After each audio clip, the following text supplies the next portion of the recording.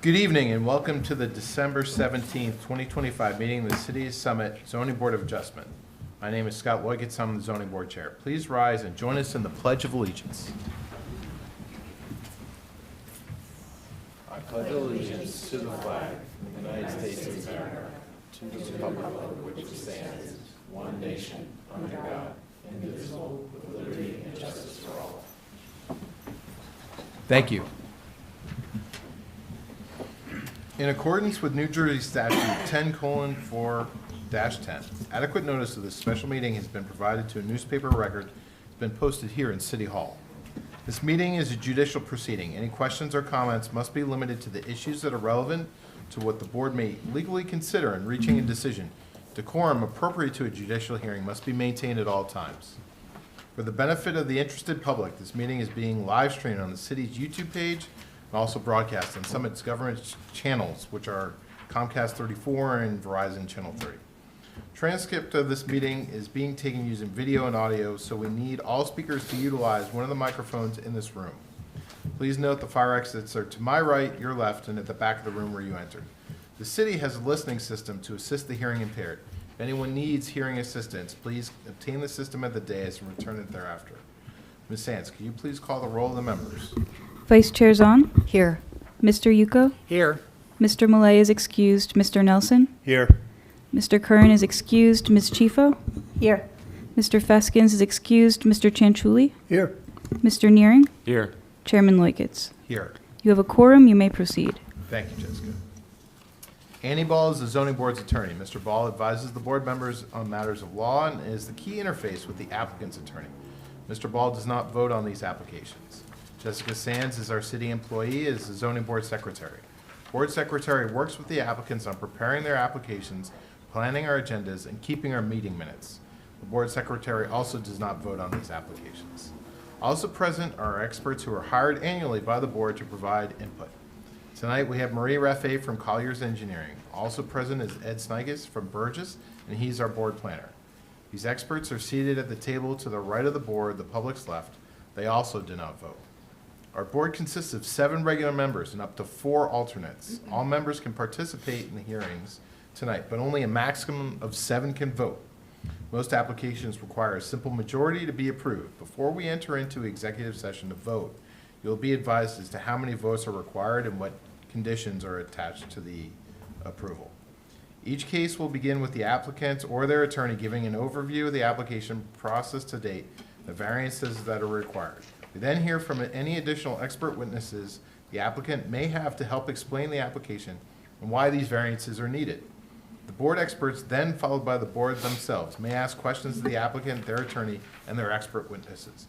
Due to recent cases running excessively long, we strongly encourage applicants and their experts to give brief and concise testimony so we may get to as many cases as possible in a given evening. Once the board members and the board professionals have completed their questioning, the public will have an opportunity to ask questions. It's not the time to tell us what you think about this case. That opportunity comes at the end of the hearing. Please be careful as how you phrase your questions. They should not be preceded with a statement about the case. It should be a direct question to the witness. Also, before you ask your questions, please clearly state your name and spell your last name. Please provide your address. It's important that our court reporter be able to keep a clear and accurate public record. After all the witnesses have been heard, members of the audience have their second opportunity to speak, and at that time, you may express your opinion, positive or negative, about the application. Then the public hearing is closed, and we enter into executive session. This is where the board members discuss the case and then vote. You will be able to listen in on our executive session, but you will not normally be able to participate in our discussion. I'm now going to ask each applicant and or their attorney, if present, come up and give us just a brief synopsis of their anticipated testimony, including how many witnesses they're going to have and whether or not they can finish their presentation within 30 minutes. And if it's over 30 minutes, a good guesstimate of how long it might take. Thank you, Ms. Chifo, for that suggestion. Tonight we will begin with 71 Hillcrest Avenue. If you could please give us a summary. James Weber of Alfonso and Weber.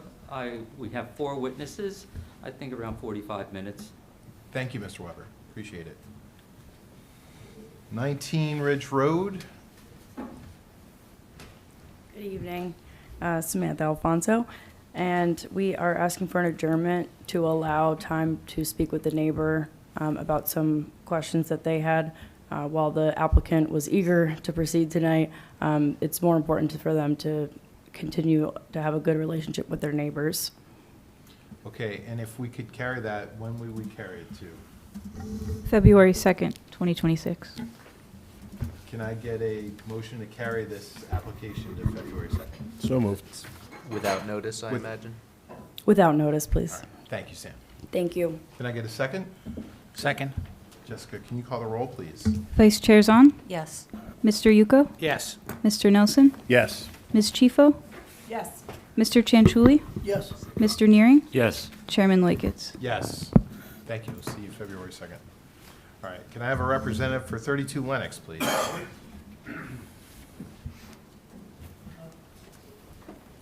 I'm Zach Goldstein, the architect.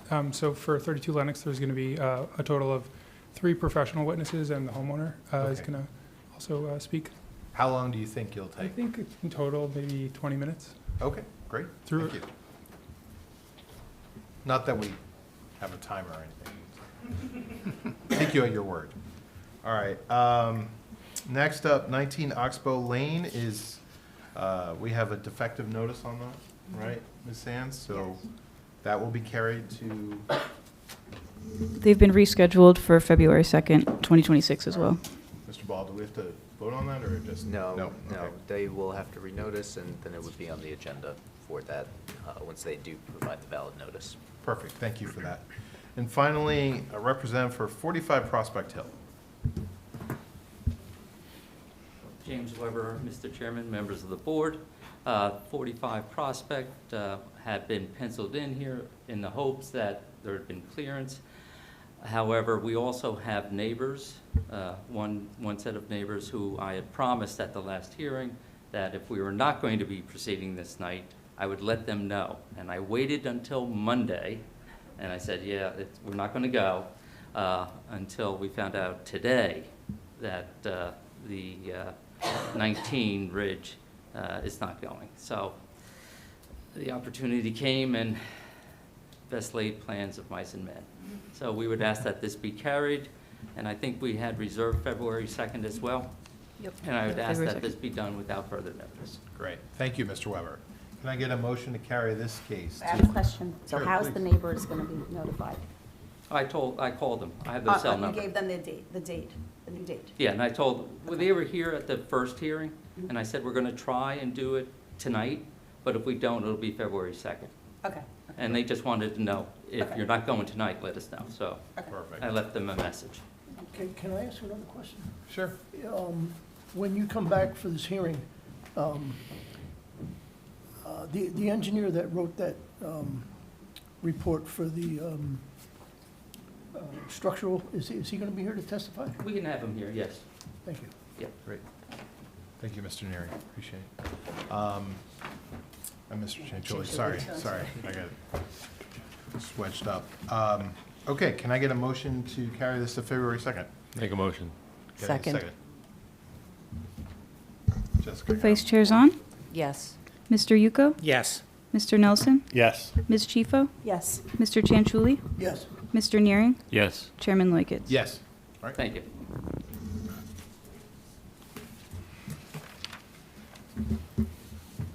All right, Mr. Weber, you're up for 71 Hillcrest.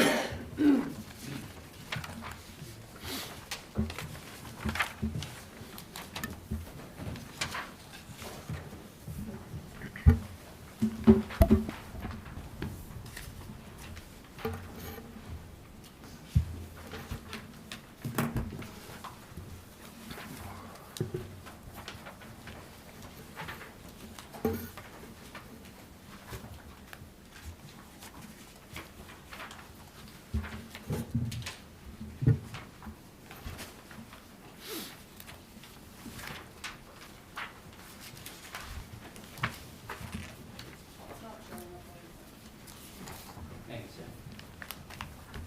Then, Mr. Clark, could you put your site plan up?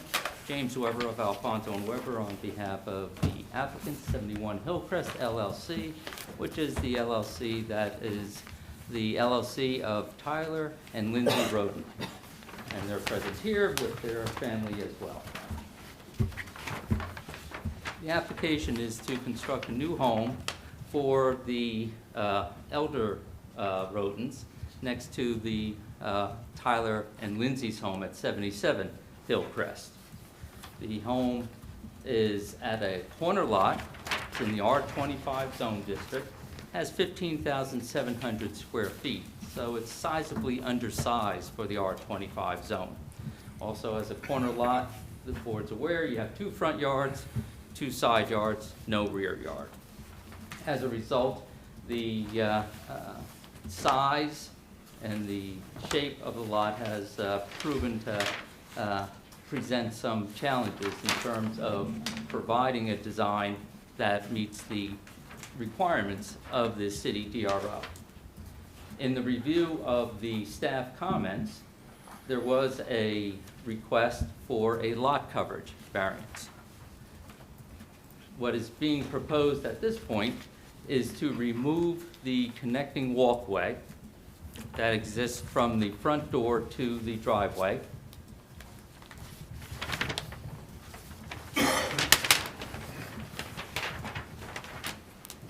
Which provides a reduction in the lot coverage of approximately, if I recall correctly, 260 square feet. Likewise, at the suggestion of Jared Kest, the landscape architect on behalf of the Rodens, he's suggesting that permeable pavers be installed on the driveway that exits onto Bellevue. The installation of those permeable pavers will reduce the lot coverage as long as 2 conditions are met. 1, the specifications have to be by manufacturer, and they have to be provided to the city engineer's office. 2, the construction of those permeable pavers have to be consistent with the manufacturer's specifications. So you have a 2-step process. As long as that is met, then from the city engineer's point of view and from our review of the ordinance, this then constitutes a permeable surface. But it's not the entire surface, it's the gaps in between the stones. So as a result, based on Mr. Kest's calculations, we're reducing the lot coverage another 142 square feet. That leaves an overage of 16, and the architect, Ms. Tone, has assured us that there can be a trimming of the sidewalks and other pavement in order to stay compliant with lot coverage. So the lot coverage variance is going to be eliminated. With regard to the building coverage is over by 517 square feet. The front porch is 454 square feet, and the rear porch is 266, which leaves 760 square feet devoted to porches. So in terms of the openness with the porches, the front porch is an architectural amenity that's designed for the quality of the appearance of the home, and it's a benefit to the people, the passers-by looking at the property, and it's one that makes the property consistent with the north side. The rear porch is really to provide some cover on that little patio so that the use is available in inclement weather. When you're looking, and when Mr. Clark talks about the steep slopes, there's not a lot of yard space here. Probably the largest yard is at the corner, and that's all steep slopes, and that's in the front yard. So they were trying to provide that outdoor space and that enjoyable outdoor space. The other variances are the front entry garage. The lot is 100 feet deep as you're looking at it from Hillcrest along Bellevue, and you're allowed to have a front entry garage if you have 90 feet of linear feet. This is 100, and as a result, you're going to trip the prohibition against the front entry garage, but there's no place to put the garage other than where it's proposed, which is consistent with the existing setup where the access is off Bellevue. The front entry, or the front yard setback on Hillcrest, when you look at that, it's by the average. And the average, you exclude those other lots on Hillcrest that have twice the 35 feet required. So the houses to the left on Hillcrest exceed the 70 feet, and as a result, you don't include them. The only lots that have been included are across the street on Hillcrest, and those two are likewise set back very far. So you have a requirement of around 59 feet on the average, but the average, because you're excluding so many properties, is only based on 2 lots, and as a result, it's not particularly guiding as to where this property would actually work relative to the setbacks of the homes. As for Bellevue, which has a more defined setback along Bellevue, you have a setback requirement of around 42. They're providing here, if I'm not mistaken, a setback of 53, if I'm correct, 52. So you have a setback here on Bellevue of 52. And if I believe that covers the variances associated with the application. Unless the board has any questions of me, I'll call the Rotens to the stand to be sworn in to give testimony in this matter. Board experts, any questions for Mr. Weber? Not at this time. Not at this time. Board, any questions? Just to be clear, you're removing the lot coverage, right? Lot coverage is out. Okay, great. Yes, let's meet your clients. Well, I do have one question. Is there going to be a revised plan that shows us where the lot coverage has been removed? There was some discussion of it, but you're still 16 feet over, and you said you were going to sort of find the 16 feet somewhere, square feet. So is there going to be a plan, or, I think that has to be on the record, where this is coming from? Very good, Vice Chair. We'll have Andrew Clark testify, and he will identify the removal of that connecting walkway. We have Jared, who will then talk about the driveway, so we will confirm those two. And then we have Kim Tone available to testify, and she will talk about where the sidewalks can be reduced in width sufficient to an amount that will provide that additional 16 feet. Thank you. I have a question, too. When you mentioned the front-facing garage, it's noted that the existing building has a 2-car garage that faces Bellevue. I mean, there is no the building's gone. The building's gone, correct. Okay, so when we refer to things like, you're talking about the sidewalk. You're saying the sidewalk is still there? I mean, I went when it was snowing there. So the sidewalk is, everything is still there. The building's gone, but the sidewalk, the driveway are still in place? I will have to rely on the Rotens in order to provide that information. Okay. Thank you. Hi, good evening. My name is Lindsay Roten.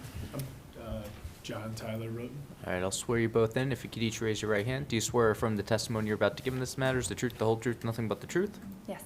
And just one at a time, please state your names again and spell your last name. Sure. Lindsay Roten, spelled R-H-O-T-E-N. John Tyler Roten, but I go by Tyler, R-H-O-T-E-N. Thank you. Welcome. Thank you, thanks for having us. And regarding there is no sidewalk on either the Bellevue side or the Hillcrest side of this lot. The walkway is still there? The, To the front of the house, right? Yes. Yeah, to the front of the house. there actually was not a walkway to the front of the house. It was Stepping stones. the stepping stones. No, the stepping stones have been removed. The house is gone. I saw it when the snow was there, sorry, there was Yeah, nothing. yeah, No, so there this- used to be, there was never a sidewalk, there was a driveway, and then there were stepping stones. I wouldn't really call it was kind of a zigzag. Sir, can you speak stepping- into the Sorry, microphone, just to make it sure was- the public can Sorry, hear? Thanks. there was stepping stones kind of zigzagging up to the front of the house Okay, that are gone. thank you. All right, you own the property at 71 Hillcrest through your LLC? Yes, so we purchased the property from the previous owners in 2023. The Donahues? The Donahues, to Jim and Carol. And they lived and then we rented the home back to them while they decided where they were moving closer to family. So they moved closer to their son and daughter-in-law and their granddaughter.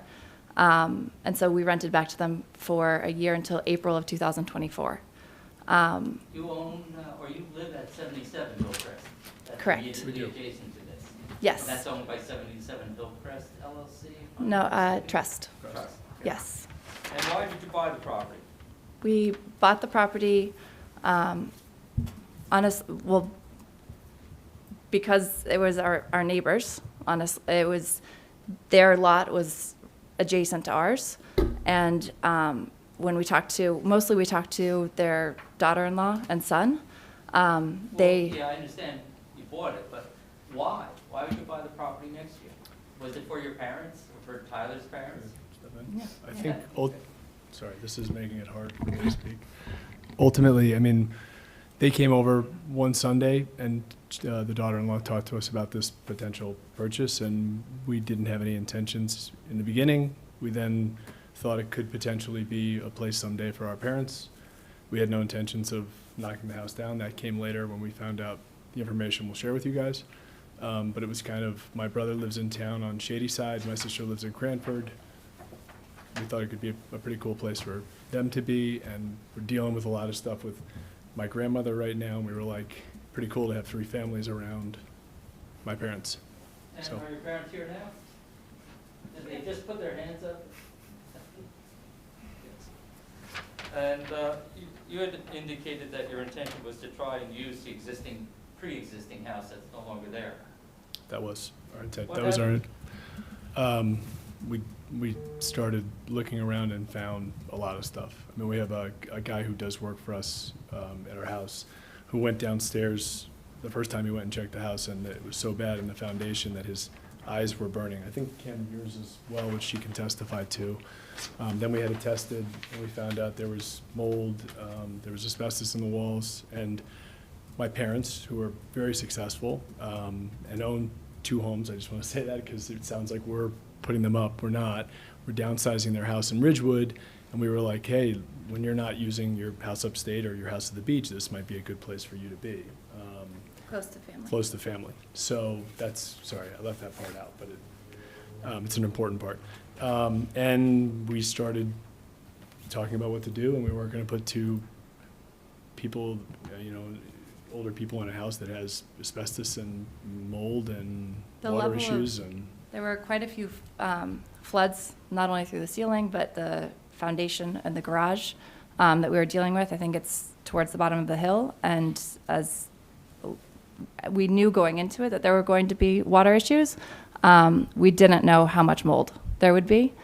We had it tested and by multiple different companies, and they all came back and said that it was, they said it was unhealthy, and the remediation would have been much more than a renovation to make it a healthy place for parents to live. I'd kind of add to the people that live there. We actually thought they were going to stay longer. We thought they were going to rent longer than they did. She had dementia, and I don't think that he was a person who was in charge of a lot of the things. I think she was. And when that started to get worse faster, the house really was, I saw 10 of 12 neighbors or 8 of 10 neighbors I brought our plans around to talk to, and I didn't run into one person who said, the house had been worn down, nobody had done any work there for many years, do whatever you want to do. There's some things we'll talk about that people asked for, but they were, I'd never say anybody's pleased to see a house get torn down, especially not us or trees, but they were definitely excited about the prospect of a house being put up in the neighborhood that it conforms with their homes and what they're doing.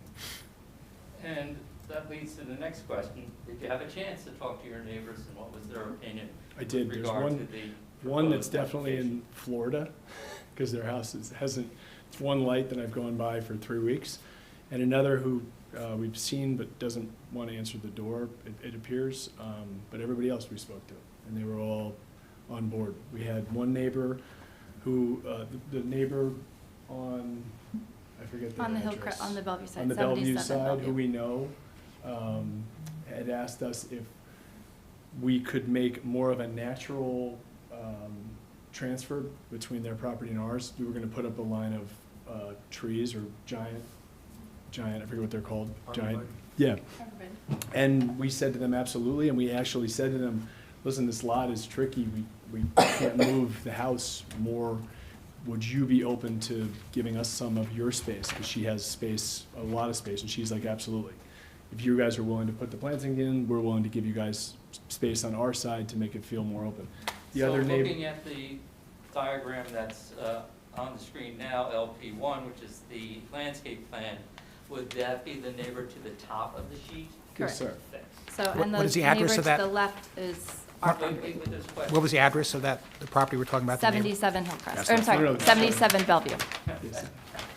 And then the neighbor who faces our driveway asked us, is the driveway gonna move, which it's not, because they were worried about backing up, and they asked us if in the right corner, we could make sure that before we did our landscaping, that we just talked to them about maybe trying to be able to add more so it wasn't just cars in their face, and we said yes.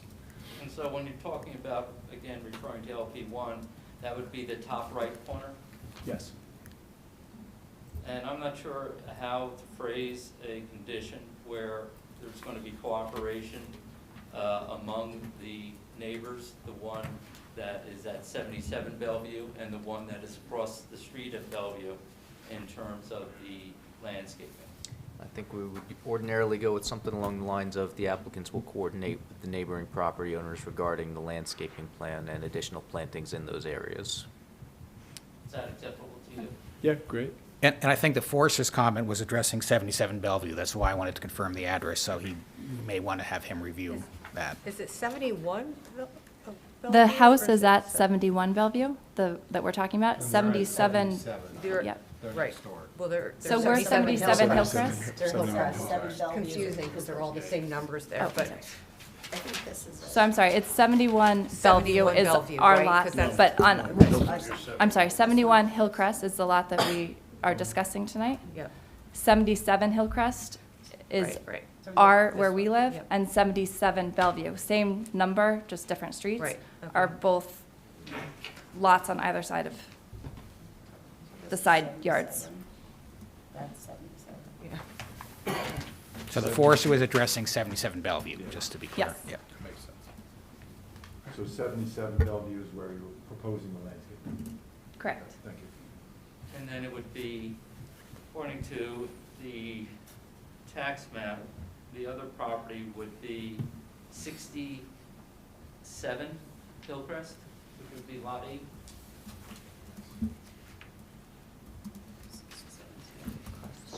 Yes. Well, what are you at? I'm sorry, what are you This, asking? yes, this is the lot. So that's the lot with the driveway, Yep, and that's the neighbor. yep, yes, sir. You just check those, just make a check mark and I'll distribute that. Does this one? And you said that was 67 That's- Hillcrest? Great. And that would be, Is it 67? yeah, and that would be lot 9, block 2006, A1. We did make a mark on it. A1, Yes, please. may I? Just to clarify what the lots are we're talking about. Does anyone need to see this? I think we have it over here. Okay.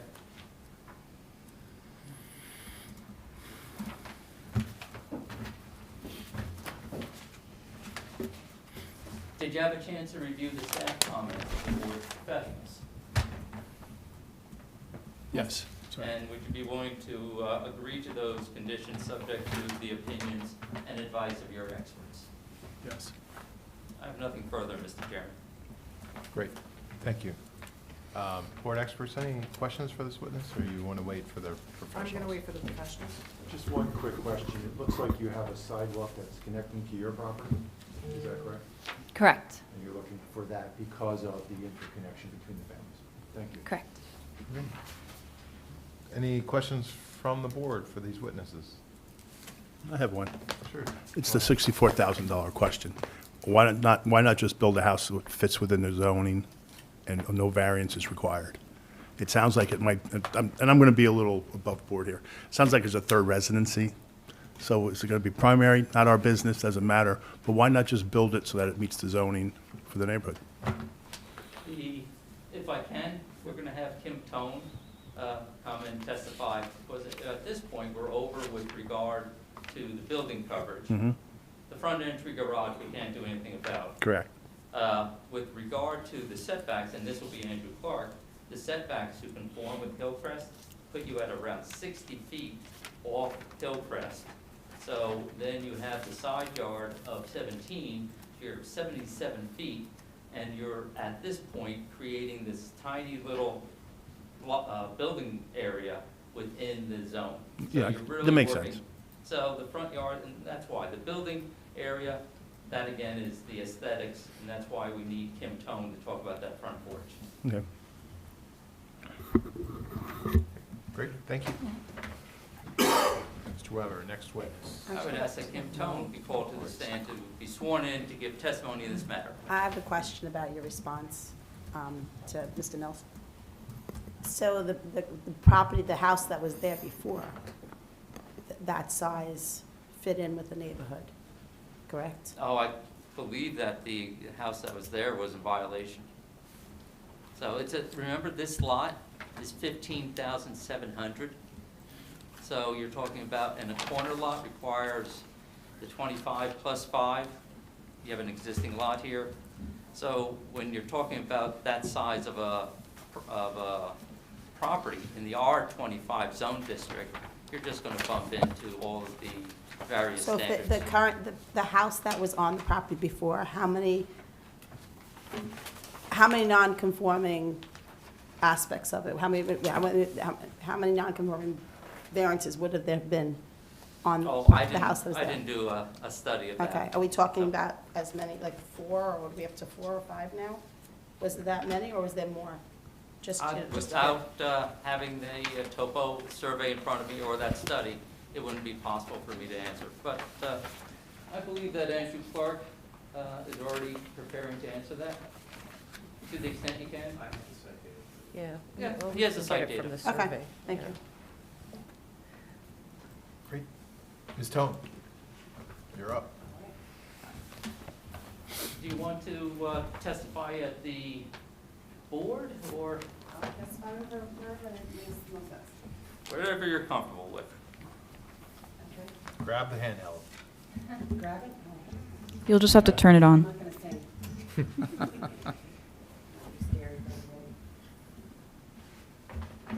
Can you hear me?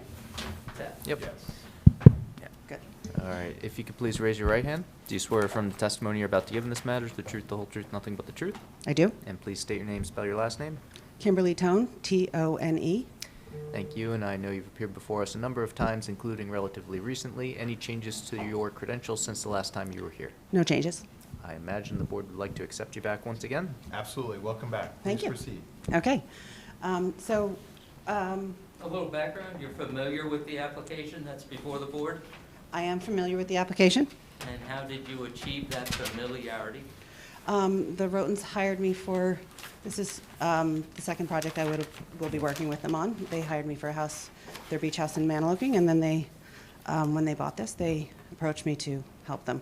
Our original intent was to renovate the existing house, and then because the house was unhealthy, we wound up here for different reasons.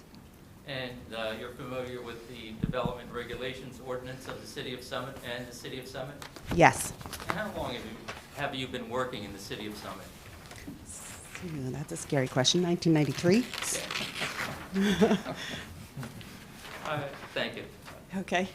Would you be so kind as to describe what's proposed? Okay. So this is a front elevation rendered a little bit with color just to give you some, it helps to add a little color so that it adds depth. But we've designed a house that's about 3,800 square feet. It's a 3-bedroom house on the second floor, 3 bathrooms. It's a modest-sized house for the north side of Summit, primarily due to the size of the property. The footprint of the livable area of the house is about just under 2,000 square feet. 1995 to be exact, and we're adding a front porch on the front of the house, primarily as an architectural feature to enhance the body of the house because it's a very narrow structure given the setbacks and the topography and conditions of the site, which I can talk about a little further. But the first floor of the house has a kitchen, a living room, dining area. There aren't redundant spaces like there are in a lot of Northside Summit homes, whereas we don't have a family room and a living room. We don't have a dining room and a breakfast room. We have simple spaces to be able to make the house comfortable for the Roten's parents to live in or anybody in the future. So it's, as I said, modest. There is a space on the first floor for an elevator. Well, all floors, I guess. And we have also a study on the first floor that will be used possibly as a future bedroom, fourth bedroom, so that it's a flexible space so that they can use it as an office, or that we can actually, if somebody needs more care or they need help at some point, there's the opportunity to have that space become another bedroom or whatever they want to use it for. The garage is, we looked at several options for trying to avoid the garage variance for the garage doors facing the street, and wound up that we looked at detached structures for doing that. It just sort of killed it took away 576 square feet of living area. So it was not the best option. The best option is really to put it in the basement where it doesn't count in floor area ratio, it doesn't count in building coverage, you can build over it. So we took advantage of the topography of the lot like the previous house did, and as well as this property, the property 77 Bellevue, and the two properties across the street on Bellevue also have front-facing garages. So it's consistent with the neighborhood. That fair? You heard me indicate that the front porch is a certain size, and that contributes to the building coverage, and so does the rear porch. Can you talk about that rear porch a little bit, and why that's not just simply a patio? Yes. The rear porch, we have, in order to get the program that we needed on the second floor to get a closet for the bedroom, the rear porch has part of the space of it covered. About 6 feet beyond the back wall here, there's second floor space for a laundry room and a closet for the primary bedroom. So rather than just enclose that as an entry or additional space on the first floor and then try to add a separate patio in the small area of rear yard that we have left here, we tried to incorporate the two and make it a little bit more efficient by covering it and making it a little safer for in inclement weather, so it's a usable space. Given that the house is not necessarily overly large, we felt that that outdoor space would be helpful, and combined with patio, not necessarily contribute to a larger patio and a larger lot coverage variance, which we were already up against. So in effect, you were making the most efficient use. You were using the patio as also the entranceway and the within the coverage on the second floor as well. Correct. With regard to the, what was the other issue? With regard to area, the outdoor exterior areas. I had mentioned that the front corner is steep slopes and doesn't really hold itself well to outdoor space. And so what you're also using with regard to the patio, you have a small area in the back that's also lawn area? There's a small lawn area here next to the covered patio. It's not very large given the positioning of the house on the property. I mean, we were forced, the garage location forced sort of the driveway location conforming to the average front yard setback to Bellevue, and we even pushed it back a little bit further, and we're able to get this turnaround area for a little bit of safety so that if you can back into it and pull out onto the street, that's a little safer. If there is at some point where there's help needed, being able to park a car here and have it screened from the neighbors across the street is also an additional amenity that we think was helpful. We do have this connecting walkway back here, which is what we would take that 16 square feet out of by making it narrower. Well, the Vice Chair wanted a specific response to achieve that 16 Well, square if you- feet, so you have to provide that if you don't mind. So How wide is it now? it's 4 feet wide now.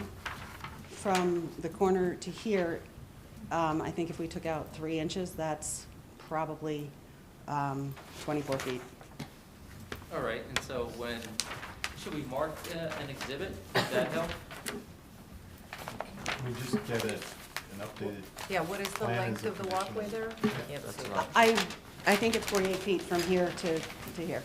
So when Okay, you're so saying that from would be- here, you're saying from 77 Hillcrest, and the left-hand side of what's marked as V1. Parallel to Hillcrest, it is 48 feet.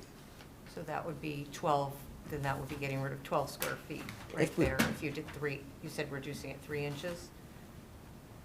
Oh, it was, I think that was 6, hold on, let me get a scale. How I about think that? 4 inches would probably. 4 inches would work? I don't know, I'm just, Well, 3 inches is 144 square Yeah, inches, so three, it's, 3 inches. I may be times, confusing it you with- know, 'cause I looked at 48 it- feet is, yeah. I looked at it You're right losing before the we came. lawyer, okay. 12 square feet. Fast Scale math, my yeah. scale. 3 inches is .25 Right. foot. So Times- therefore, .25 times 48 is 12. yeah. But I think it's actually double that, because when I did the calculation at home before we came, I was assuming we were taking out 6 inches, and that was 48 feet, so I was thinking 3 was 24. So yes, it's closer to 98 feet. From 98. Okay. The walkway is 98? 98 feet. So taking out 3 inches would give us 24. Yeah, 24.5. Right.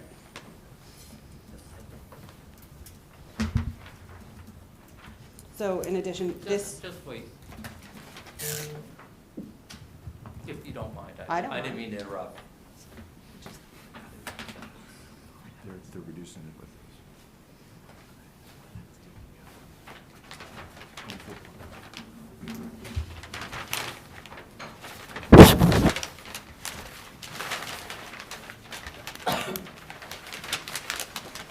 Well, your team's going to provide us updated plans and revised calculations. Say what? Yes.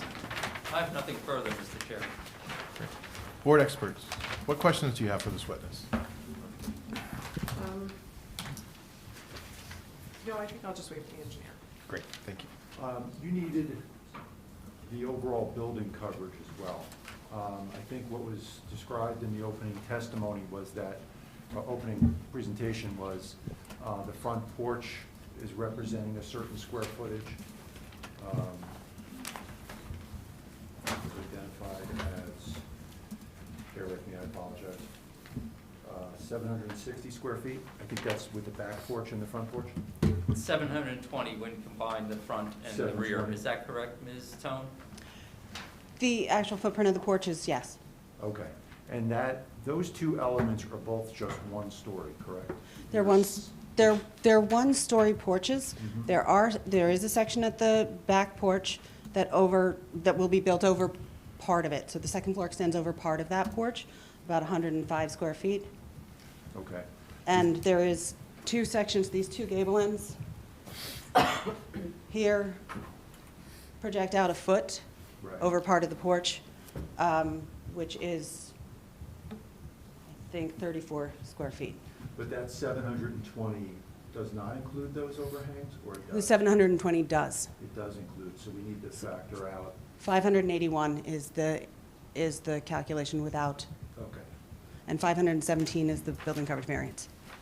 okay, thank you. What is it about the design of this that requires you to be over the building coverage? It's not just the porches, is it something with inside the building, from a design perspective? My purpose for asking that question is really, the board, as you can hear from earlier questions, is charged with looking at why we're deviating. What is it about the architecture that necessitates that coverage? I think that it's an aesthetic reason. I mean, the house is modestly sized. We're not building a huge house here by any standard for the north side of Summit. We understand that the property is undersized. It's undersized even more if you consider the fact that it's a corner lot.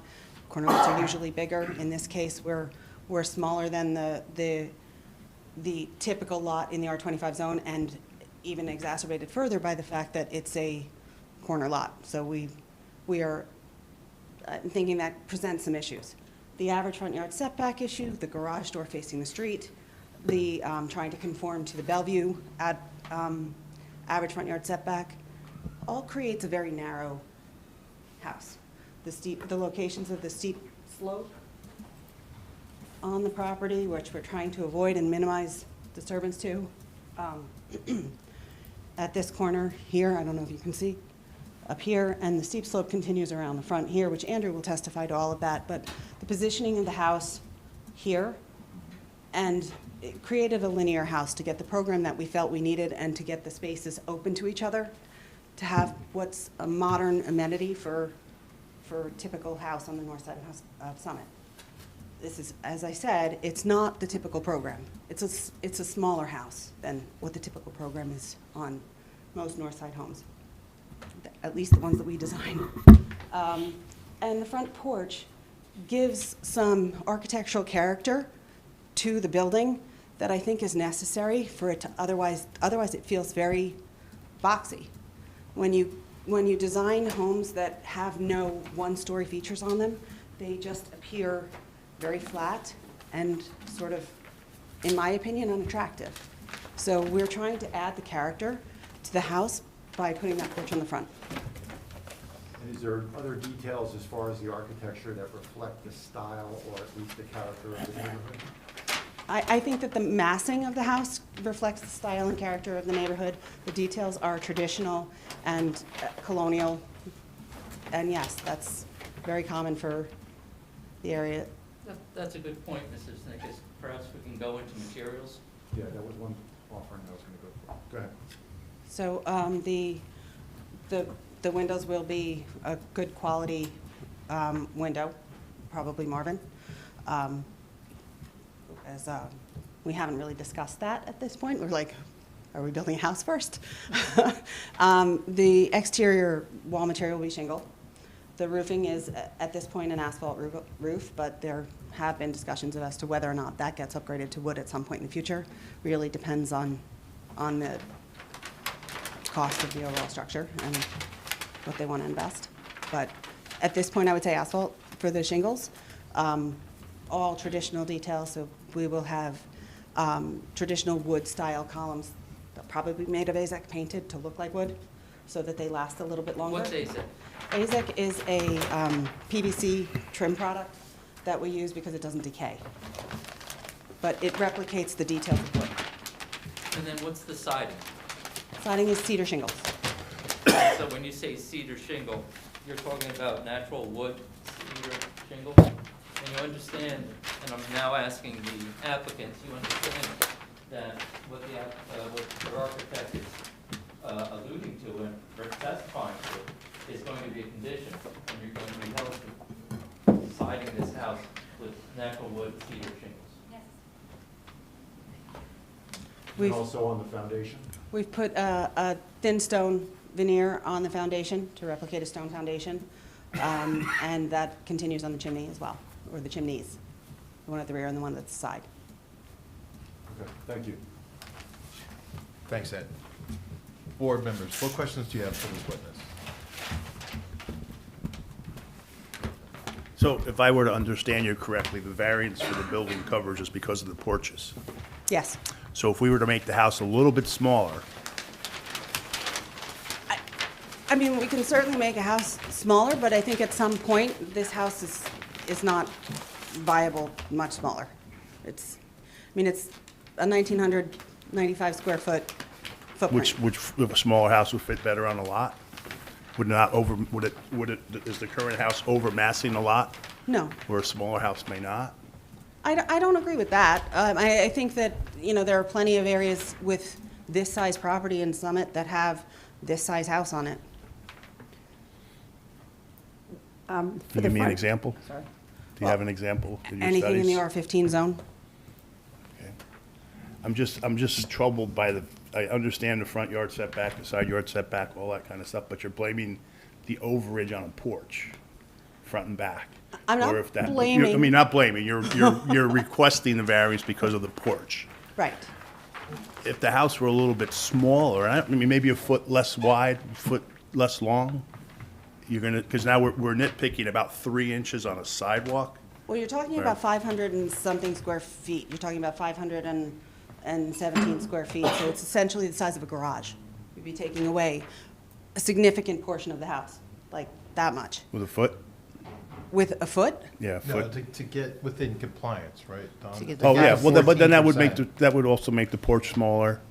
So, you know, we might not be Right. where we're at. We might be closer to where we need to be as opposed to where we're at. Follow me? I understand what you're saying. I think that this is what we felt met the needs of their parents and the needs of most modern homes that would be built here. Would it be fair to say that sometimes, you know, the conditions of the lot can't always meet what you want? Yes, but that's why we're here. I know, that's my point. Right. So, so, all right, thank you. Thanks, Don. I have a question. Oh, sorry. Good. For the front porch, what is the purpose of the front porch? I mean, is there going to be, how much seating is going to be on there? Is it going to be used for seating? I mean, There will be space, it's an 8-foot deep porch. And you will be able to have like a rocking chair type porch on that. It's not much more than that. It will provide safety and cover at the front entry. And there'll probably be like a few chairs on either side, but it's not really a huge occupiable space. I mean, you can sit out there in a rainstorm and watch Or if you put like a half of the porch, what would that do for your? I don't think it actually does. I think the reason that we wanted to do the porch across the entire thing is it actually unifies that whole front piece and gives a balance to this section of the house this section of the house up here is only 20 feet deep. So and it's going to appear very long and flat. So this adds dimension that I think drastically changes the appearance of the outside of the house. But, I mean, doesn't the front porch also limit the amount of natural sunlight that's going to be going through those first 4 windows? So in a smaller house, I would think you'd want to. It's the north side of the house, so you're not getting much light on that anyway. Tom? Yeah, question, I think for Mr. Weber, and maybe indirectly for Mr. Clark. You said he'd be able to testify, Mr. Clark, to some extent about what was there before, and would he able to go in detail about what the building coverage was of the house that was there before? I realize we don't have to take that into account, but I'd be curious if he can. Well, we do have it on the, You guys have it? oh, do we have it on? It's on the. Oh, I missed it. the drawing. It's on the lot grading plan and probably It's a couple also other an places. architectural drawing. Yeah. Okay, I So missed the that. building coverage was 2198 before, and now it's 2198 is the proposed- allowable. Right, well, that was allowable, right. So it was 2159. 2159, and it's being requested 2715. So I have a question kind of following up with what Mr. Nelson and Ms. Chifo were saying about, the front porch. I think there are things that are sort of nice to have, but there are other ways around it. Having built a house in an area out of town where they have very strict, rules about having a lot of interest, ways around that are, you have those two, the left and the right with the 1 foot overhang. You could make the whole piece 1 foot out and take the porch out, and now you have some dimension to your house. Or you could change the materials to give it interest. It doesn't have to only be a porch. So I'm just, would you consider making that porch smaller to get this to be closer to conforming? Because it does seem like a lot. When you say that, it's the size of a garage, it's almost the size of a 2-car garage. That's a lot of space. That's a big overage for something that it seems more of a nice to have than a necessity. And I'm not sure that there aren't other solutions that would get the same benefit. Additionally, regarding the sizing, have you studied the houses on the rest of Hillcrest there between Bellevue and Woodland? Because I think there are a lot of houses there that are more modest in size. They're not all, I think describing the street as like, the typical north side home is giving the suggestion that it has to be bigger, but it doesn't have to be to conform with the street, and would you agree with that, given the other houses I think on there, Bellevue? I mean, I think that there are other properties that have ability to add in different areas. I mean, we're dealing with really sort of a narrow building envelope and other challenges with the lot, and that's essentially why we felt that this was sort of our best solution. If I can, Mr. Chairman, do you Yes. think we could have a recess so I can speak with the applicants and Ms. Tone? Certainly, if Ms. Tillman can answer one question for us. Did the house that was torn down, did it have a front-facing porch? Yes. Okay. Thank you. Please. 5 minutes? 5 minutes is great.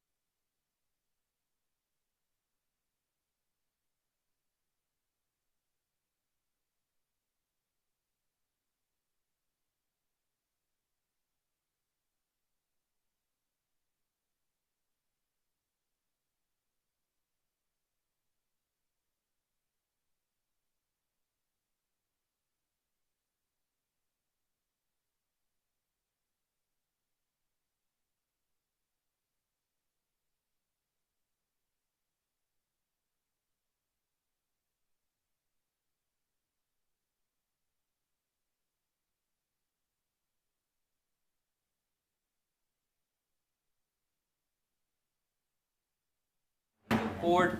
We're in the midst of trying to adjust the building coverage, and what we're dealing with is because the first floor is at a certain level, we're trying to have it level, we're running into that 1 foot issue. So even when we're taking away the roof areas, the patios are now being counted in building coverage, and so we're bumping into trying to manage the topography here.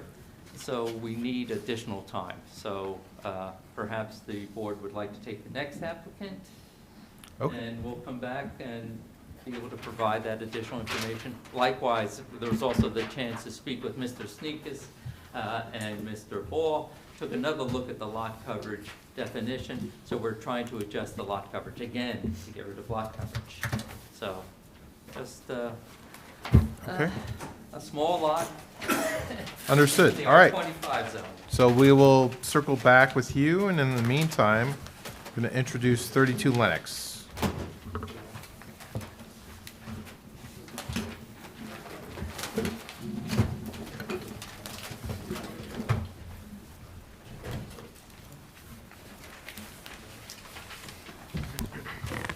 Welcome. Thank you. Andrew Chiswick from 32 Lennox. Danielle Chiswick. All right, and if you could each raise your right hand, I'll swear you in. Do you swear from the testimony you're about to give in this matter is the truth, the whole truth, nothing but the truth? Yes. And then one at a time, just please state your name again and spell your last name. Danielle, and it's Chiswick, Chizzzik. And Andrew Chiswick. Thank you. Will we need the HDMI? No. No, Thank, okay. thank you. All right, thank you, and can you go ahead and tell us a little bit about your application? Thank you very much. We just wanted to briefly introduce ourselves and say thank you for the consideration. I'm Andrew Chiswick, as I said. This is my wife Danielle. We reside at 32 Lennox with our 3 young boys, Max, Owen, and Will, 13, 11, and 7. We've lived in Summit since 2019. Absolutely adore the community, which was no surprise. Danielle and I both grew up in Milburn, so we knew what we were getting into when we moved here. Love the property and the house, just looking for a way to enjoy the property in the backyard a little bit more, and looking to do so in a manner that respects the neighborhood, the neighbors, the property, and the community. And the team will walk you through the details. Great. Board experts, any questions for these witnesses? No? Board members? No? Okay. Okay, thank you to the Yes. board. Thank you.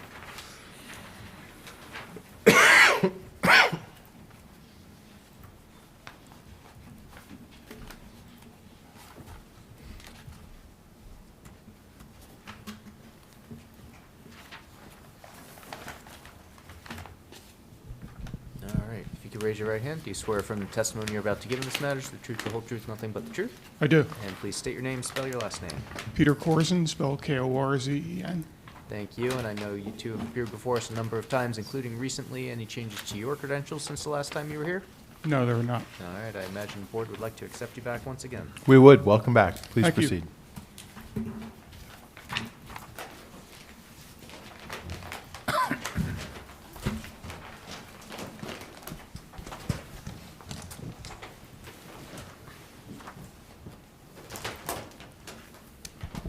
Okay, this is the first plan I'm going to bring up is the existing conditions plan, just to let you be a little bit more familiar with the site. This is sheet 3 of 6. It's dated, actually, it's last revised May 7th, 2021. And the site is located on the west side of Lennox Road. It's located in the R25 zone district, and the lot area is 45,869 square feet. You can see the house is located right in the center of the lot. It's L-shaped. There's also a detached garage to the south of that, and driveway access to Lennox Road. In back of the house is a patio, and from the patio you step up into the backyard, and then there is a large steep slope area which is shaded all the way in the back, and that's unusable for the backyard.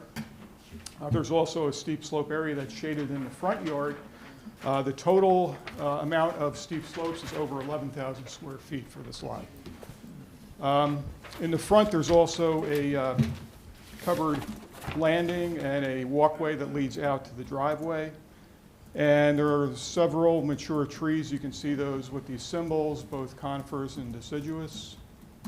And as far as utilities go, there's underground gas and water. There's overhead electric and telephone.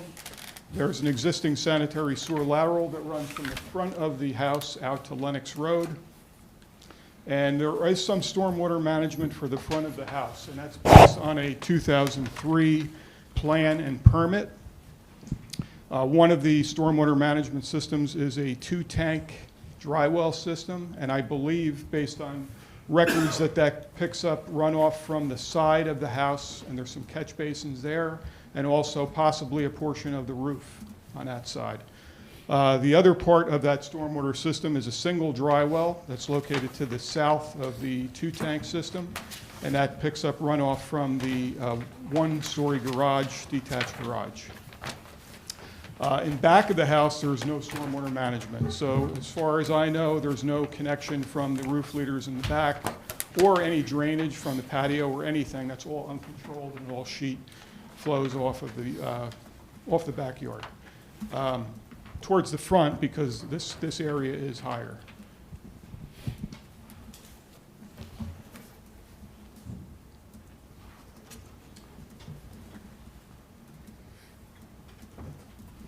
Okay, the next plan I'll bring up, I'm going to bring this up briefly because we're going to move to an enlargement so you can see it a little bit better.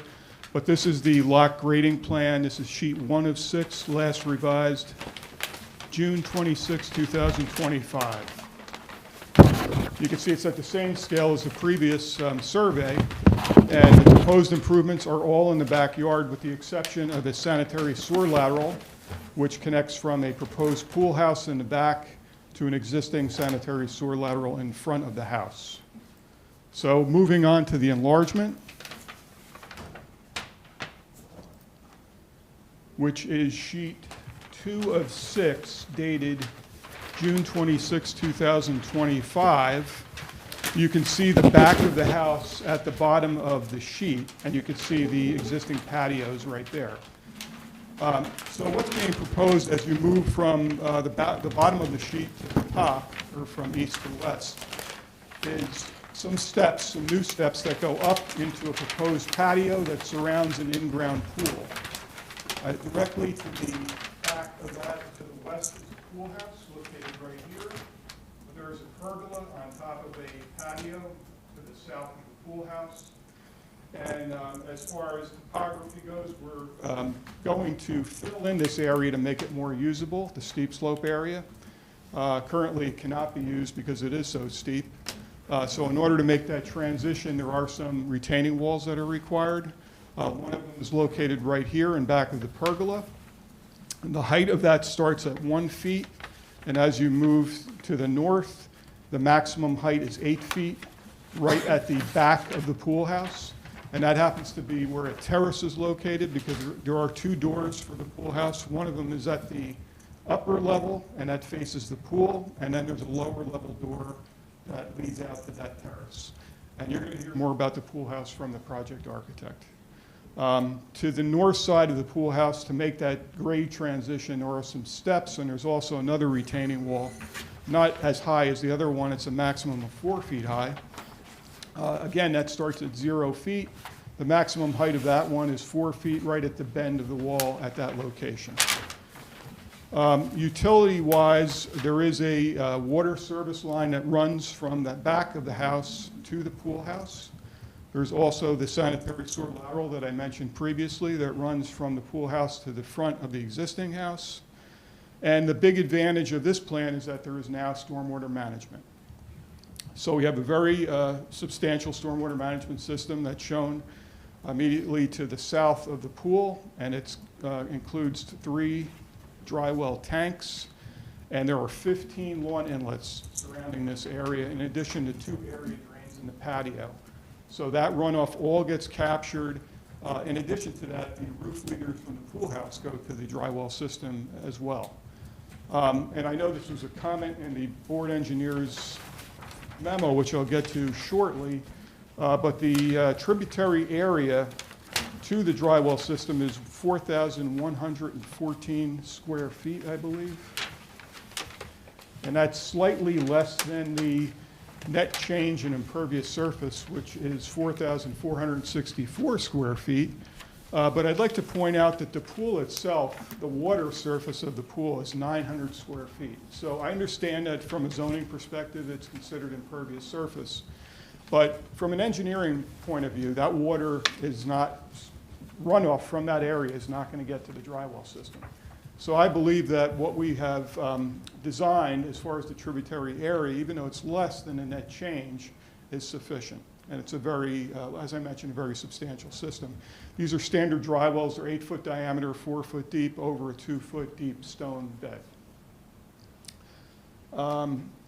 The other feature here is that there will be a pool-compliant fence, and that runs from the back of the detached garage around the perimeter of the property, and that leads around clockwise and it connects to the back of the house. That'll have pool-compliant gates as well. There are some trees that are going to be removed. There's 7 trees shown here to be removed with these bold X's here. In addition to those, there's 2 additional trees that will be required to be taken down, and you'll hear more about this from the landscape architect. But that's in order to provide access to the backyard during construction, and even for maintenance in the future. What we're proposing to do is take down one, from what I understand, it's in poor condition, a conifer that's located at this location right here, and another one that's not shown, but it's in front of the garage, so that a vehicle can access the side of the garage and get to the backyard that way. And the final thing I'm going to talk about is the steep slope variance. And I'm going to get to all the variances in a minute, but you can see this bold line that goes around all of the improvements in the back, around that steep slope area. That is the steep slope disturbance, and that's the variance for one of the variances we're asking for, and that's an area of 4,900 square feet. So going back to sheet 1, if you look in the upper right, there's a zoning data table. And that indicates the 3 variances that are required. The one that I just discussed is the steep slope variance, where the code allows 1,000 square feet, and we're proposing 4,900 square feet. The second variance has to do with the height of the pool house. The pool house itself, the physical height from the first floor to the peak is 18 feet. But we're proposing 23.2 feet just because of the way that building height is defined per code. So if you look on the left side of this sheet, which is sheet 2, you're going to see the pool house height calculations, and you can see the existing elevations, which is what the code requires, all of these bold numbers that go around the pool house. And because of the topography of the land, again, this is all in that steep slope area, the elevations on the west side of the pool house are much lower than they are on the east side. So you have to take those into consideration. Unfortunately, it does skew the average ground there, and that results in artificially, I guess you could say, increasing the height of the building so that it becomes 23.2 feet. So that's the second variance. And the third and final variance has to do with a maximum height of walls and fences on top of those. And that would be at the location of the maximum wall height back by the terrace of the pool house. Again, the wall is 8 feet, and there will be a guard. It's not shown in this plan, but there will be some type of a guard, a fence, possibly aluminum fence, that'll be 4 feet high on top of that wall. So the total height of wall and fence would be 12 feet, and that exceeds the maximum of 10 feet. So that's pretty much my summary of the site, and I can move forward to the board's letters. I don't think there's anything I really haven't covered, though.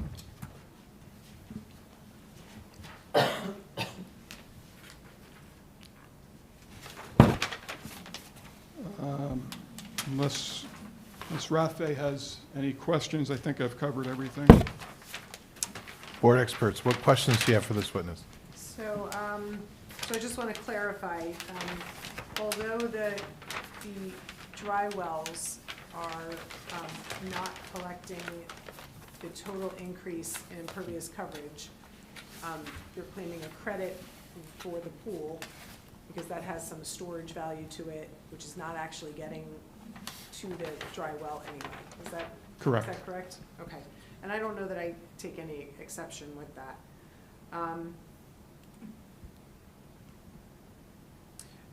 Could you talk about those retaining walls? I think it appears to me on the plans that the drainage behind the walls is daylighting somewhere. Is that going into the dry well? Is it going somewhere else? Could you talk about that? Yeah, there's no way to take it into the dry well system because the drainage would be on the west side of that wall, that higher wall. So there would be some type of a weep hole arrangement, maybe multiple. And there is a stone, river stone infiltration pad that's in back of the terrace, on the west side of the terrace. It may make its way to that. This is, standard drainage for a wall. It is daylighting. There's no way to take it into Okay. the storm system. The back area with the fill that you're putting in behind those retaining walls to level off the property, could you talk about some of the grading that's going to happen in that area? I don't know that I saw some spot grading on top of the walls, but I'm just kind of guessing that you're working it into the wall height. Well, we're going to have a continuous wall height. That's probably why you don't see any spot elevation. So Yes. we're going to make the top of the wall 112. So that you can, Okay. essentially, that's going to be a contour line. And then the bottom, we're not touching anything. So it starts off at 112, and it goes down to 104 by the time you get to the stone infiltration area in back of the terrace. Okay. So. Is there anything that is going to mitigate the height of the wall from the neighbor's view? Yes, absolutely. You're going to hear a lot more about that from the landscape architect. Okay, I'll hold off on that. How about the pool house? I see that there's, some sanitary service going in there, water. Are you gonna have any amenities in there? Is there bedrooms? No bedrooms. Our project architect will speak Okay, more about that. I can hold off on that. The other item was that the pool equipment, it looks like it's in the basement of that building, of the Yes. accessory building. So I think the discharge, I'm assuming the discharge is gonna have to go into the sanitary system. It appears that way. Okay. I don't know, is this something maybe for the architect to talk about? Because there is something in the Summit ordinance that talks about, there's a limit to how much can be put into that sanitary system, and that it has to be approved by the city engineer. Yeah, we'll work with them. I did see that comment. I think it's 36,000 gallons. Yes, yeah. So I just did a rough calculation. The pool is 45 feet long by 20 feet wide, I think. So I just assumed like a 5-foot depth, and that was 32,000 gallons. So I think we're going to be under that. Okay. I think that's all I have for now. Great. Ed?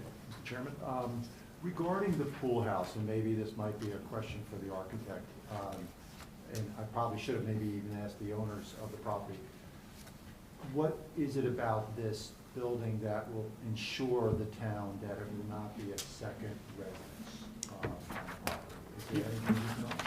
I think our architect can better handle that one. Indicate that, because of the size, the full shower, the kitchen, things of that nature, you have sort of the qualities of another residence. So that's something that we'd like to have explored by the architect. Thank you. You had indicated the steep slope areas are rather steep off the back area. Do you know what the gradient of that steep slope is? I'm sorry if you don't know offhand. You had indicated that it's steep enough that you need to level it out to be able to use it. It's like it's 4 to 1, so it's 25%. So about 25%, okay. Looking at the extent of the retaining walls that you're proposing along the rear property line, you're extending it out towards, I guess that's the westerly end or the westerly side property line. There's a 38-inch tree there. It's probably maybe something of the landscape architect to talk about. Why is the wall being extended out that far? Is it possible to reduce the amount of disturbance on that side? Because it seems like you still have some meaningful side yard area to use on the property. Yet that looks like that tree is having to be removed. Yeah, it does have to be removed, just because of the amount of fill that's being placed on top of the root zone, but, yeah, our landscape Okay, architect will get I to figured that. there might be a rationale. I thought I'd ask you first, and maybe the landscape architect can follow up on that. You had mentioned the building height measurement for the accessory structure is somewhat, and I don't want to put words in your mouth, more of an artificial building height measurement due to the measurement having to take from the existing grade, correct? Well, again, not only existing grade, but the fact that it's a steep slope, so Okay. it's much slower on one side than it is on the other. Right, but the criteria really is likely there for the standpoint of just making sure when you are adding height to a building that you're not artificially raising the elevation, thereby creating greater impact on the neighbor, correct?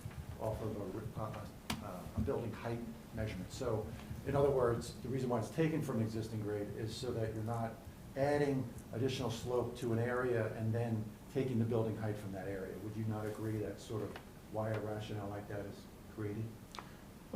It could be. We do have some landscaping that's going to mitigate any visuals from the pool house and also from the wall in the back, and you'll hear more about that. Okay, thank you.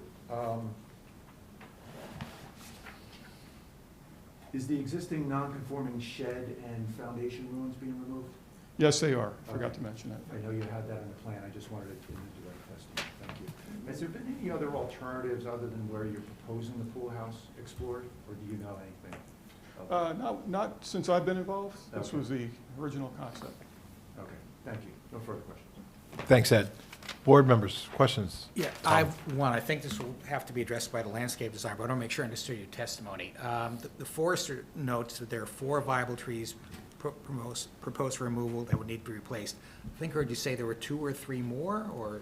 Well, I don't know about viable, but, our landscape architect would know more about that, the condition of these. But there's 7 proposed on this plan. In addition to that, what's not shown, after further discussion, after this plan was developed, is that 2 additional trees, and I understand that they are in poor condition, will be required to be removed to gain access to the backyard.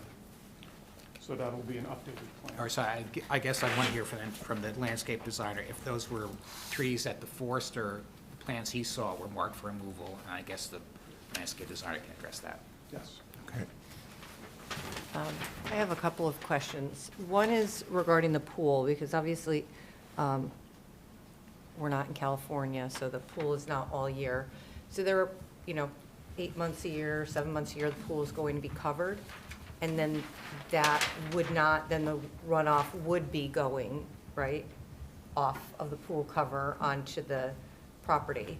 So would you be willing to increase your dry wells to capture that runoff from the pool? It's already capturing it. Oh, I thought Yeah. I understood that you were looking for credit for that from Ms. Raffay's comment. Right, I think your dry wells are undersized for the amount of additional impervious coverage. If you exclude the pool, they're well undersized, yes. So they are, the capacity of the dry wells includes the pool runoff going to it.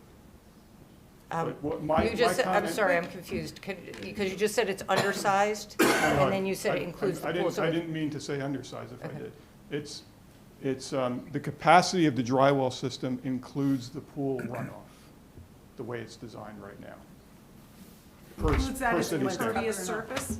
Pardon? It includes that as a coverage of impervious surface? Yes, but what we were discussing before was the fact that the tributary area, if you include the pool, the patio, the pool house roof, everything that goes to the dry well system, that area is less than the net change in impervious surface for the project. That's what we were discussing before.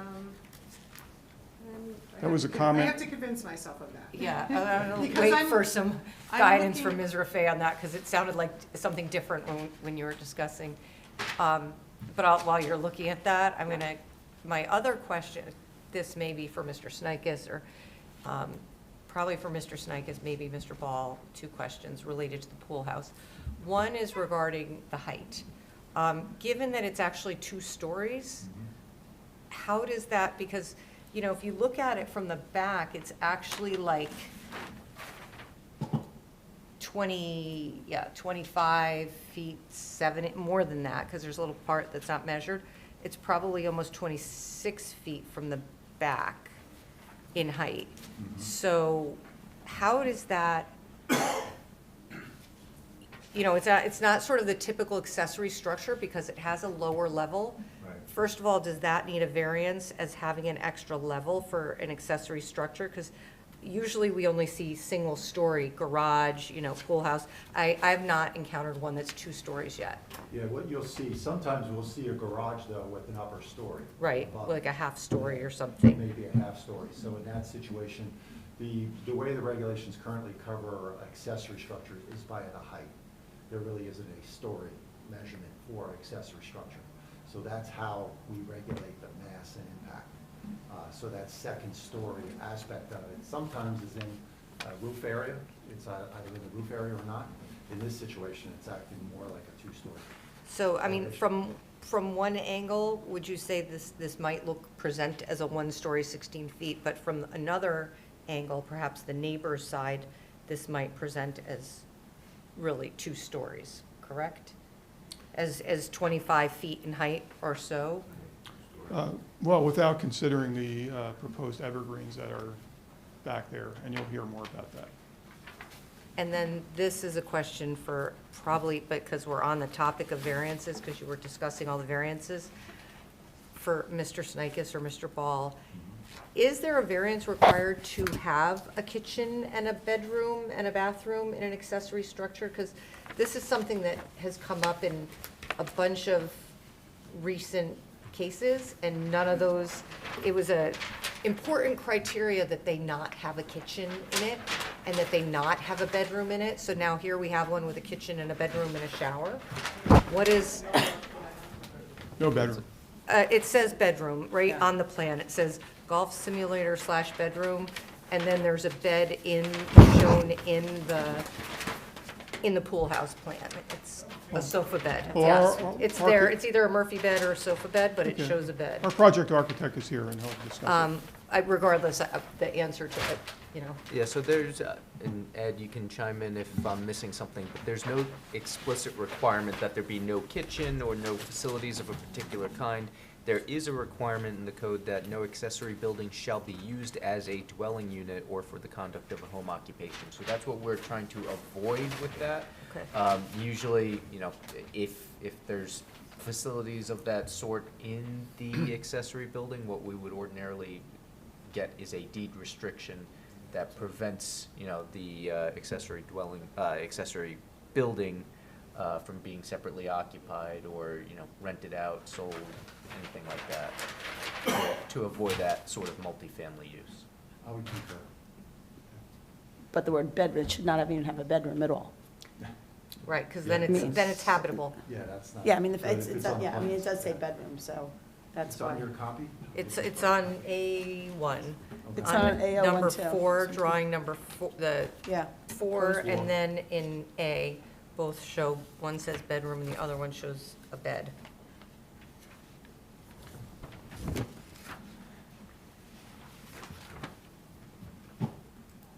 Looking at my copy, I don't see that. Any other questions? What's the outline? Is it just chase this Oh, love I see, as an I see, outline? it has an outline, that's what it is, okay. And then, yeah, it says, Doesn't it says actually have the- bedroom. It looks like a duck, it walks like a duck, flat. It's got a duck. Right, and it does say bedroom on, the number 4 here. Okay. Well, let's save this line of questioning for the architect. I think we're only going to get so far with the civil engineer. Okay, I have a question. I think it's for you.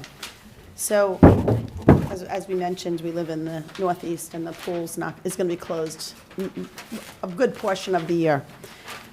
Beyond the pool is that the patio, the whole outdoor area. Is that, I mean, how is that going to be used when the pool's not open? And there's also, the home already has an existing patio with furnishing on it. So when is that other patio way in the back going to be used? If the pool's not open, is anyone really going to be using that area for those months? Well, there is a pergola back there, so there's a seating area that could be used. But realistically, I mean, it's gonna be used during, when the pool's open. If not, you're gonna just go to the patio closest to the house. Why would you go past the pool to go to the back of the yard to It go to would, the it would be patio? used more in the summertime, that's correct, yeah. Okay, so is it important to have that? I mean, why in that location? I just almost feel like there's two patios in this house. You have one for the pool patio, and you have one for, so you have the summer patio and the winter, and the, Might be three, because there's a fire pit also. yeah. Well, yeah, I was looking at yeah, because the patio outside the house is pretty big. I'm just, Why don't we ask that of the landscape architect? okay. Okay, any other questions for this witness? Seeing none. Any Can I go- question? Can I go back to the? Absolutely. The dry well? Yep. All right, so what I'm looking at is that there's an additional impervious coverage listed on the zoning table of 4,464 square feet. But the stormwater management calculations are only collecting the pool house, the pool patio, the pool, the rear steps, and the chimney for less than that, which is 4,115 square feet. And I think that's what we're getting at. Yes. So can we, and I agree that you've sized it properly for that, but I think the board would like to see it collecting the total impervious. Additional 300 square feet. I'll see what I can do as far as collecting from an existing patio. Maybe we can connect an existing inlet that's there and it currently has a pipe in it going in a different direction or something like that. I'll see what I can do. All right. Thank you, Marie. Any questions from the public for this witness? Seeing none. Well, what? You want to bring up the? If I can take Yes, a moment, Jim. Sorry to interrupt. The rodents and the application is going to request an adjournment Okay. so that the plans can be revised to address the expressed concerns of the board with regard to the building coverage. It wasn't as simple as we thought it would be, again, because of the elevations of the first floor, the topography, we're still running into building coverage, even with just moving to the patios. So, Okay. new date. Yes. Why don't let's take care of that business. Let's finish up with these guys. I'll make you Can I sit. then let the rodents? Yeah. Just if, And Jim, I'll if you stay. could stay and then Yes. let your clients go, I think just to not interrupt their flow any further, Very that would good. probably be best.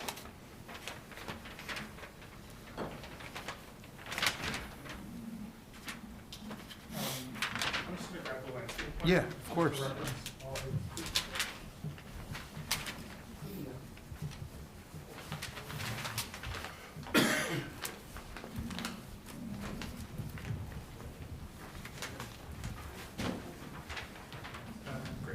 All right, if you could please raise your right hand. Do you swear or affirm the testimony you're about to give in this matter is the truth, the whole truth, nothing but the truth? I do. And can you please state your name, spell your last name?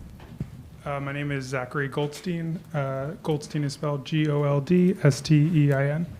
Thank you, and can you briefly describe your background and experience for the board? Sure. I'm a principal at John James Architecture in Maplewood, New Jersey. I received a Bachelor of Architecture from Syracuse University and have been a licensed architect in New York since 2015 and New Jersey since 2016. I've presented to various historic and zoning boards throughout New Jersey. My license number is 20188 and is in good standing. I am also a member in good standing of the American Institute of Architects. Any questions from the board, or would you like to accept his credentials? We would. Great. Please Thank you. proceed. Appreciate it.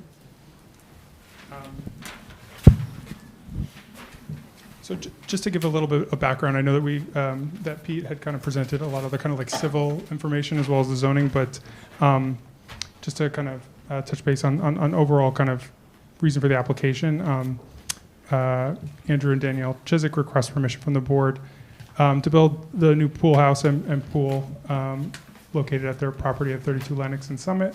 And as Pete had mentioned, this requires 3 variances, one for the max structure height of the accessory structure, one for the fence wall max height, and one for the steep slope disturbance. All of these variances are driven by the existing steep slope present at the rear of the property.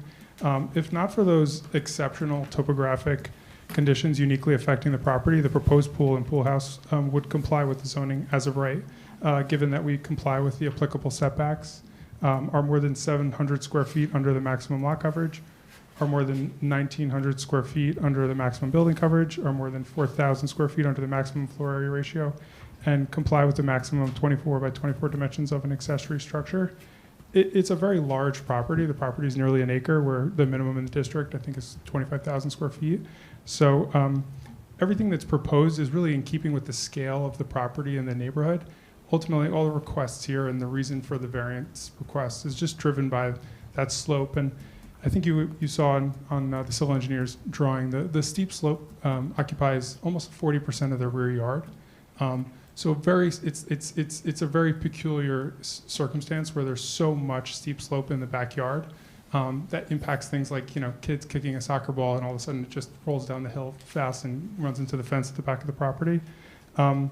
So that kind of dynamic is what's driving the variances. Ultimately, the pool and the pool house are kind of normal size. Like at the 24 by 24 footprint of the pool house is in keeping with the kind of maximum permitted in the district. It sits on the slope. It's situated towards the rear of the property. And that's a way of respecting the neighbors and kind of keeping the pool house kind of further from their kind of principal structures. And I think one of the things that it does that is significant is the pool house's location in the corner here. This is where the slope goes down the lowest. And so it basically gives a little bit of life to what would otherwise be a retaining wall continuing to the corner. And so in some ways, I think the board had mentioned that back wall is tall. And in some ways, we saw that back wall being tall and part of a building and having windows and being more transparent as being a kind of softened way of kind of having that rear kind of part of the pool house. Hypothetically, we could just have the retaining wall come across there, but I thought that would actually be more extreme, and this way it breaks up the retaining wall. And I think ultimately it's a walkout basement. I think it's a very common thing when you're on a steep slope that, like, on one side you would have one story, and on the back there would be a kind of walkout basement, just necessitated by the slope. The design of the pool house is really in keeping with the character of the neighborhood and has kind of traditional detailing. This gable is designed to kind of mimic the kind of roof slopes of the existing primary structure and kind of harken back to them. Ultimately, when we talk about the height of the structure, the additional height is really what imbues the structure with some additional architectural character. Hypothetically, if this was a flat roof, the building would be lower, but I don't think that would be better for the neighbors. Ultimately, part of the reason why this roof piece gable sticks up on the front is really just to have a roof slope that is in keeping and kind of matching the architectural character of the main house. It's not a kind of exuberant kind of desire to have a huge pool house. It's really just to have a kind of beautiful cross gable present at the house. I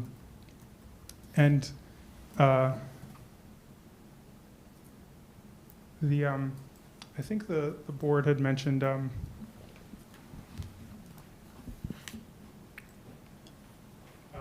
just want to address kind of head on the topic of whether this would be considered a second dwelling unit on the property. That's certainly not the intent, and if there's anything that mistakenly in the drawings that suggests that, the homeowner would be happy to sign any kind of documentation, legal documentation, that would kind of clarify that the intent is and that they're not permitted to use it as a second dwelling. Ultimately, the kitchenette doesn't have a cooking surface. There's no way of cooking food inside the kitchen. It's really just accessory to the pool as a means of having kind of an indoor space next to the pool. The basement is really just resulting from the steep slope, is the extra space there is just the space that's left after the pool equipment is housed in the bottom of that structure. Yeah. Right. Great. So on that note, I think the combination of updating the plans to reflect that there's no bedroom in the accessory structure, as well as I mentioned the filing of a deed restriction that indicates that accessory structure is not going to be used as a dwelling unit, Those are, I imagine, what the board would be looking for to add that level of comfort. That's the intention I think the here. homeowner would be happy to do that, yep. Great. Yes. Great. Board experts, what questions do you have for this witness? I don't have any at this time. Okay. Some quick questions. You had indicated, from your standpoint in offering this as an architect, is that the two-story elevation is, or a walkout basement is somewhat typical of houses that have slopes and things of that nature. Is that what you intended? Yeah, that's right. But yet, in this situation, this pool house is being placed, what, 17 feet from the rear lot line, thereabouts? Approximately, yeah. Okay, at the accessory yard Where, setback. where, yeah, where I And think, not at the principal building setback, correct? no, it's further than that.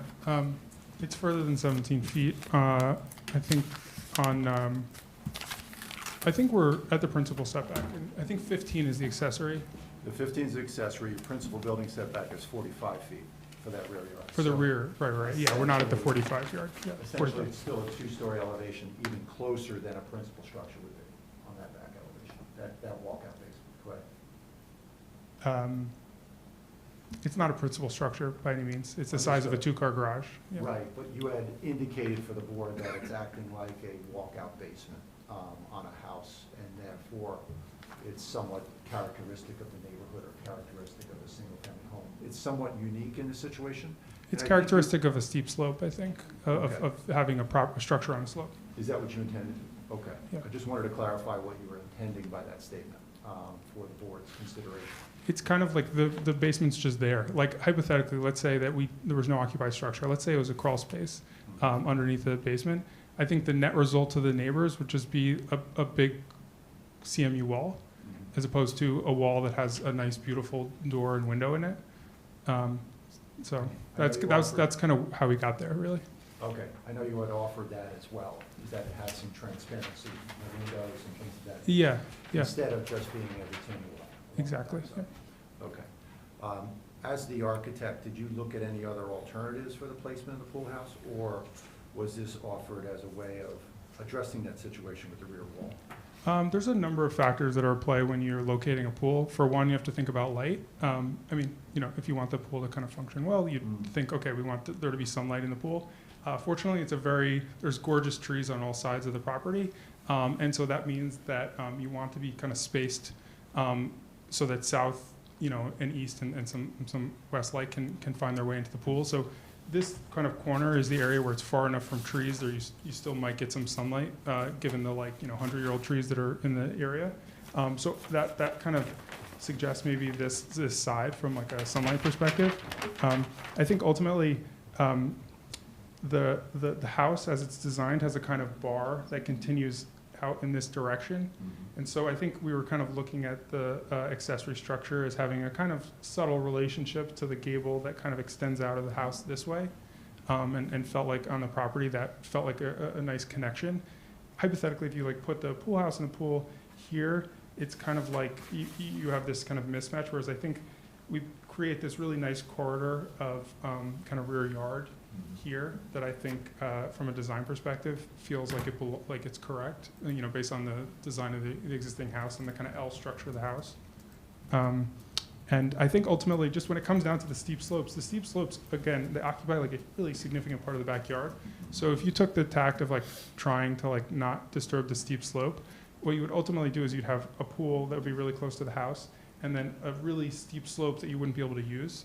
And I think just given the size of their property, which is nearly an acre, you would be killing thousands and thousands of square feet of use, and it would be impossible for kids to play on a slope that's that steep. I mean, it's like a ski slope, it's that steep.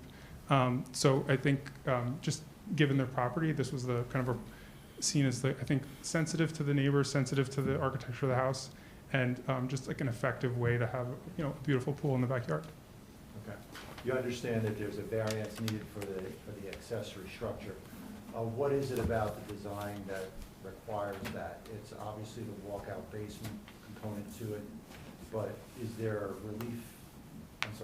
any adjustments that can be made to the roof line, or would that totally divorce it from the relationship of the roof lines to the existing house? I think at the end of the day, I think it's really hard to argue that this house that this roof shouldn't have like a pitched roof, like a gable or some sort of, hip. I think that that's the most sensitive way to design the structure. And so I think a flat roof, as an example, would not really help anyone. It might, on a technical basis, the numbers go down because the roof is lower, but I think from like a practical perspective of how we residents of the neighborhood would enjoy the building, I think it's better for it to have a slightly steeper slope that is more attractive architecturally. And if you were to reduce the slope of the sloped roof, what would that do to the architecture? I think it would be less attractive, and I don't think anyone would benefit from it. Do the slopes relate to the existing house? Yeah, we're trying to kind of match the gable. There's like a gable that comes, there's a gable here at the end of this part of the house, Okay. and we're trying to match that slope. And you know what those slopes are, and so the pitch of this roof is matching the pitch? Yeah, we're 9/12, and we can't be totally exact with it, but that's our kind of, But in your professional opinion, it's close to yes. the existing? Okay, thank you. No further questions. Thank you, Ed. Board members, questions for this witness? Well, Mr. Neary, please. Yeah, you said if you had a crawl space, it wouldn't look that good, but you have a crawl space with windows in it too. I mean, you could make it attractive by reducing the height of that basement. Yeah, I think in that perspective, if it was a crawl space with windows, it would look the same to the public, but there would be no benefit to the homeowners. And the pool equipment wouldn't be able to be in the basement, so it would have to be on the outside. So in some ways, I think that having this structure in the basement allows us to conceal from the neighbors equipment that maybe is not that attractive. But you're right. Okay. Miriam? yeah, I was, this is a huge property, as you said, and there actually is a very large flat piece of backyard there. I was back there today, and I'm just wondering why not pivot this 90 degrees so that you're not impacting all the steep slopes, and so that you don't have to have a 12, is there a 12-foot fence here, or is that the other property? There's a wall and fence, 12 feet, right? Which is requires a variance. I feel like there's a way to accomplish this without having to disturb as many steep slopes and having the variance, and just wondering, why not just pivot it and try to have fewer steep slopes? It seems like if you turn this 90 degrees, because it's a rectangle, you would be impacting less. When you just look at the dimensions of it, we've looked at it so many different ways. But ultimately, when you look at the sheer dimensions of it, when you rotate this pool, it makes the only way to have a pool house that functions and still have a place for to have a patio around the pool. The pool house would have to come substantially closer to the property line than it is to do that. And I think the reality is that the variances, that would still require a steep slope disturbance. That would still disturb a very significant, thousands of square feet of steep slope, even if we rotated it. I was suggesting rotating the whole thing, not just the pool, which would put the pool house in a different spot too. Pool, okay. Yeah, take the whole thing and rotate it. I still think that would be a really large disturbance to the steep slope. I mean, that would be my Is opinion. part of what's driving this design the desire to have the pool house be 2 stories, and that you're No. using the steep slope there No. as a benefit of this? It's like a benefit because you have the walkout basement there and the extra, as opposed to having more excavation in the lawn? No. I just wanted to add that part of the project was also to try to benefit from flattening the yard a bit. The more we've lived there, the more, we think it's a safety hazard. As you suggested, the kids have a hard time playing. So it's a combination of the 2 things that were important to us as we began the project. Yeah, the flat yard was part of the goal as well. Correct.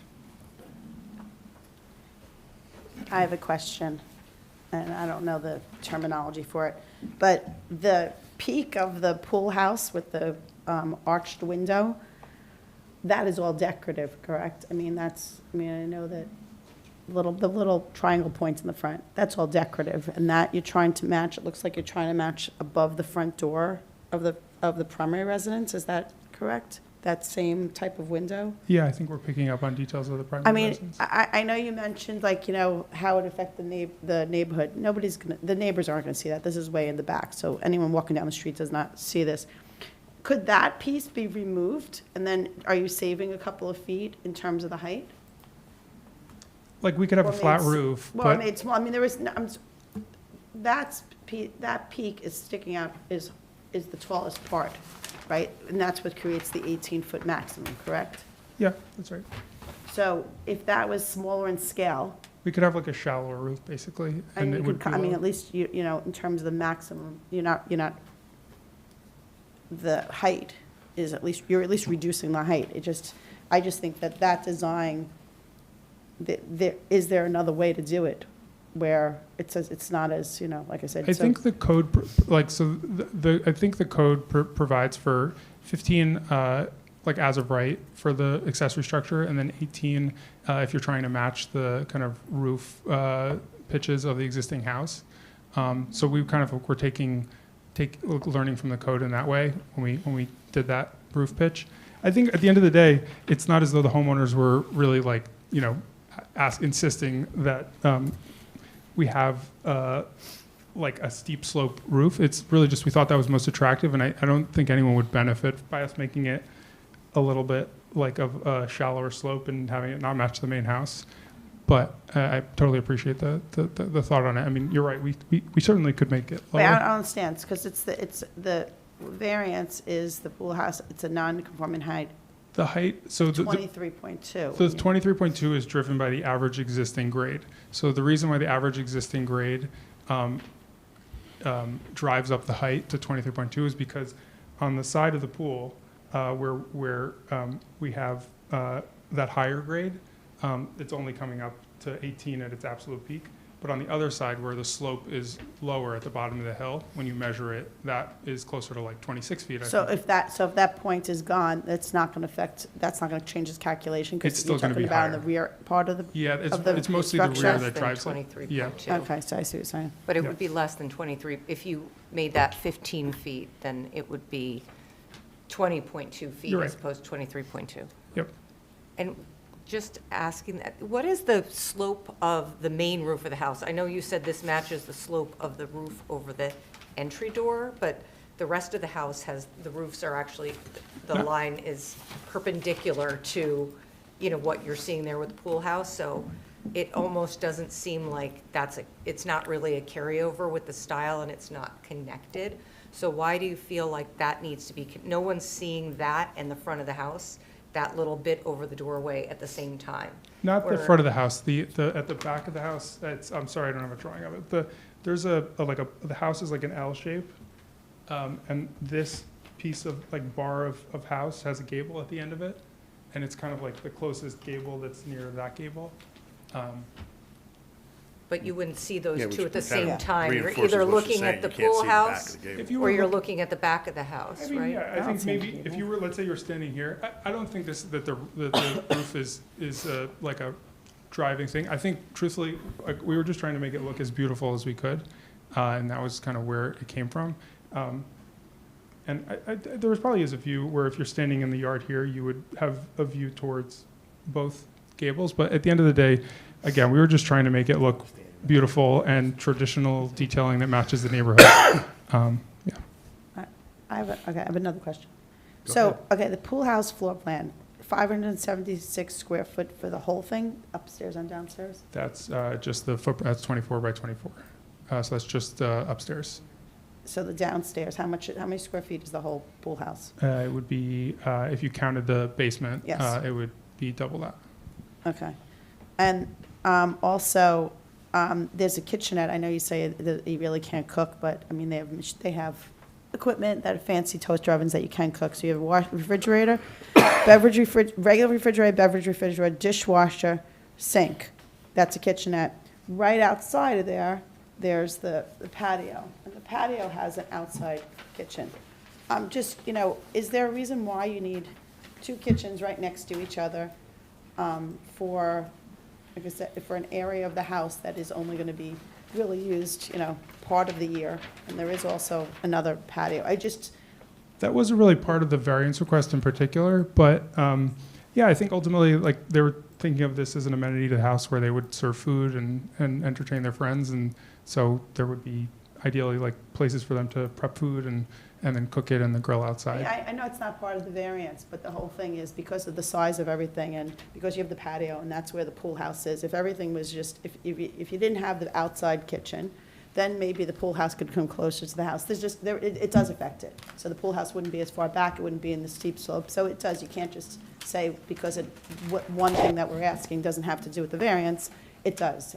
It's the whole scale. I appreciate that. From a lot coverage perspective, we're still 700 feet under. Correct, but it's the location of the pool house that's causing a lot of the issues. And the location's there because of, the size of the pool, the size of the patio, and where everything's pushed back. So if the pool was to turn a different way, and you put the pool house next to it, and you didn't have the outside patio, we might not be dealing with all these issues. Steep with the slope variances. I think we still would exceed the 1,000 square feet significantly, but I appreciate the comment. I know what you mean.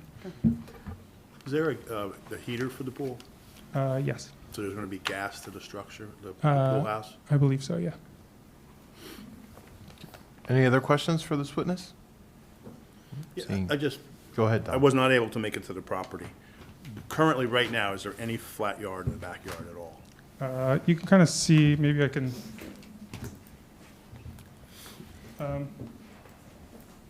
like this area is significantly more flat than this area. Mhm. You can kind of see where there's like a bunch of lines, like this is, Yep. it's like, I mean, it's not just literally like technically a steep slope, it just is, it's really steep along the back here.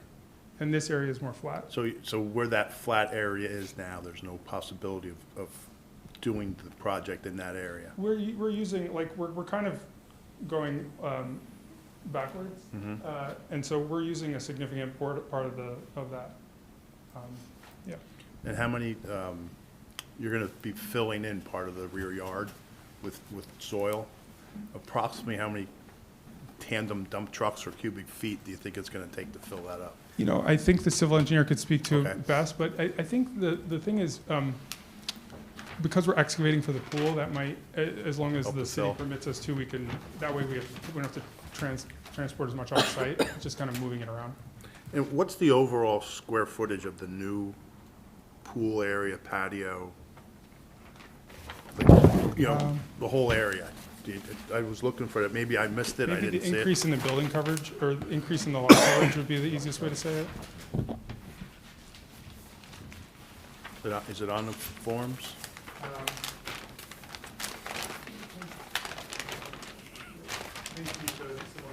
Okay. I was looking for it, I couldn't find it. Yeah, it's on sheet 1 of the engineering drawings. You'll see a lot coverage breakdown table. Up in the Should be in the lower left, I believe. 5,500. oh, okay, I was covered it with a piece of paper, sorry. 85 to 13. Yeah. So everything's outlined there. If you have a specific question about an area, I have a graphic where I can tell you what that is.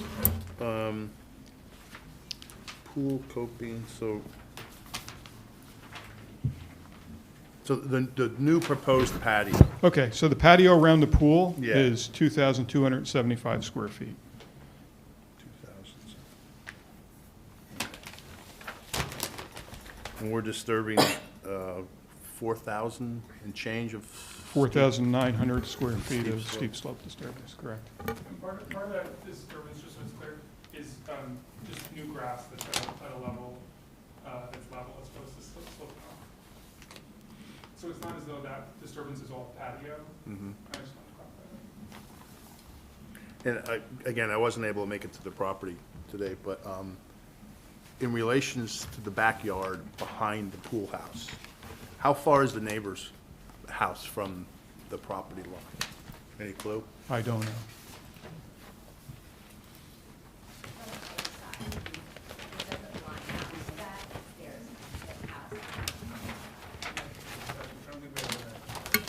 I'm sorry, I didn't hear I it. just don't think we have it surveyed at all. Okay. Well, thank you. Thank you, Mr. Nelson. Any other questions? Seeing none. Any questions from the public for this witness? Seeing none. Okay, why don't we hear from the landscape architect?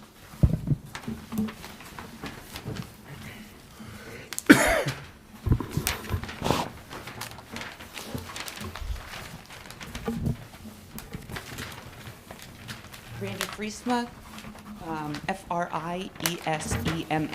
If you could raise your right hand, do you swear affirm the testimony you're about to give in this matter is the truth, the whole truth, nothing but the truth? I do. And, sorry, can you just repeat your name, please? I get that a lot. Randy Friesma, Friesema. Thank you, and can you briefly describe your background and experience for the board? I've been a landscape architect in town for 20 years. Spoken in front of Summit, Short Hills, Verona, several others. Went to Penn State for my degree. License in New Jersey is in good Yep. standing? Yep. Any questions from the board, or would you like to accept your credentials? We would. Welcome. Please proceed. To address the screening, we obviously have shown, and everything on here is, we haven't gone through plant choices or anything like that, knowing that Mr. Linson was going to have his suggestions and recommendations, and to meet regulations that, since there will be some tree removal, that we'll have to replant to kind of cancel that out. So we know we have to shield this property and this property. This house is actually much closer to this property line, which did drive the fact that we pushed the pool house to that corner. Because if it was over here, you'd actually be closer to this house and this house. The other plant material would be more shrubbery, flowering things for the pool season, and a couple shade trees for coverage in the next several years as they mature. But we figured we would meet with Mr. Linson to get, what credit of what height, what species, that sort of thing. But green giant arborvitaes, junipers, things that do well in this area.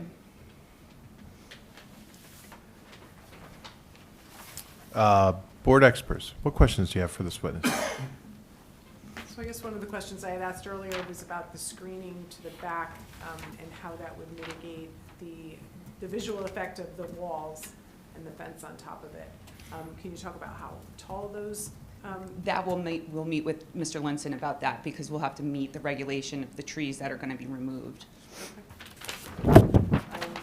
Oh, and to answer the one question from earlier, that there's an X through a 36 or a 38-inch oak, the top left corner, that actually has had lightning damage to it, so the top has been ripped out of it. So it's to be removed anyway. Thank you. Thank you, Ms. Raffay.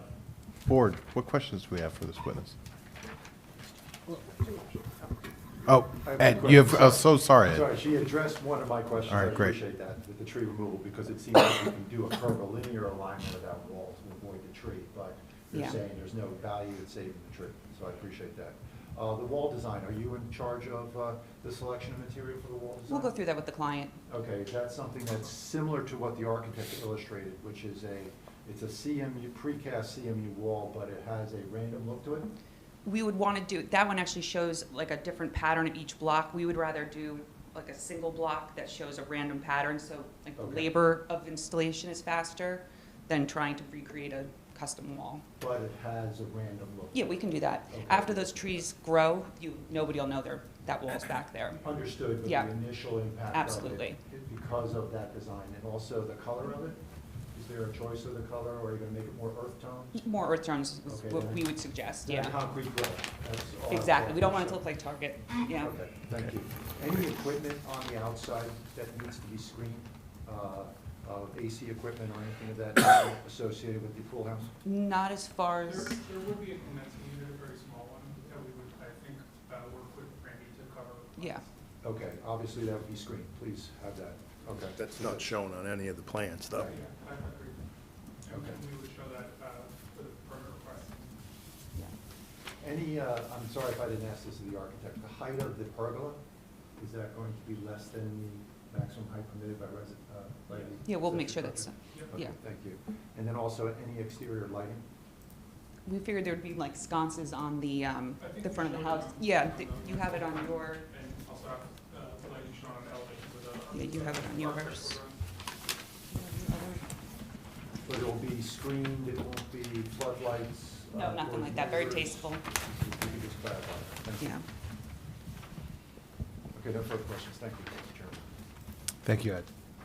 Board, what questions do we have for the landscape architect?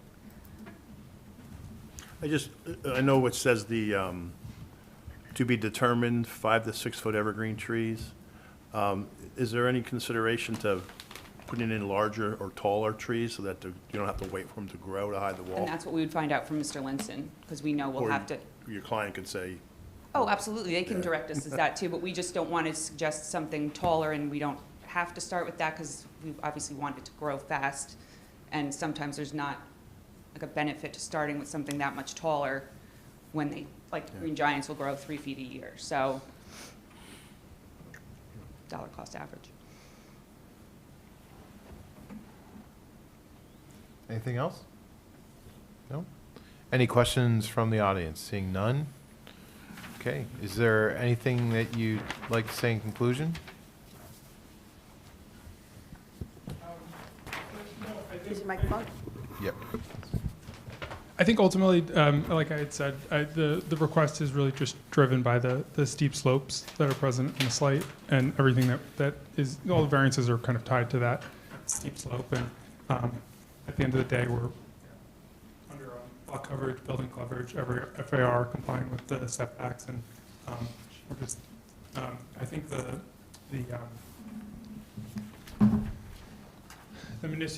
municipal land use law in New Jersey, I think, provides for the need for a variance driven by exceptional topographic conditions uniquely affecting the property, which present a practical difficulty by the homeowner to comply with.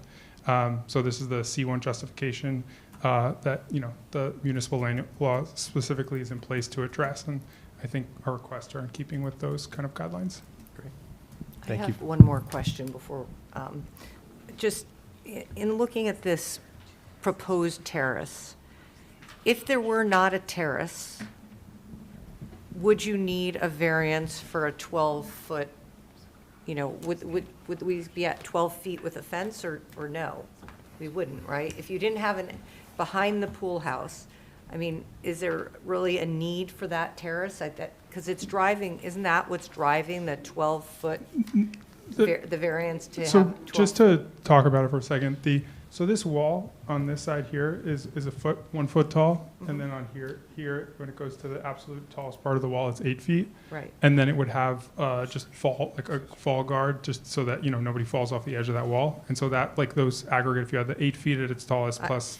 Yeah, I know. understand. Where does the 8 feet begin? Where does it begin to be 8 feet tall, the Um, wall? Well, it's 8 at its tallest, so I would Because say it at the said half it was point. at the terrace. That's why I was asking. Yeah, the terrace down here is where it's at its peak. So at about the half point, it would be roughly, say, 4 feet tall. I think, Pete, maybe you can speak to the grade a little bit. So the 12 feet is at its absolute highest. We're not touching any of the grades on the west side of that wall. So this all slopes down like this. Where is So the it has- 10-foot mark on that wall? Where's 10 the- feet, where's the where wall? your wall plus fence is 10 feet in height. Where does that happen? And then it exceeds 10 feet after that. You'd have to interpolate between 12 feet right here, which has nothing to do with the terrace. This is the existing ground, by the way. So that's the maximum height of 12 feet and Well, 0 the terrace here. is built up, right? So No, I'm just, it is not. It's that grade. It's that grade. It's a 103.5 elevation. This bottom terrace is just. oh, I was looking at this drawing here makes it look like the terrace is, oh, is That's this? the yard above the terrace.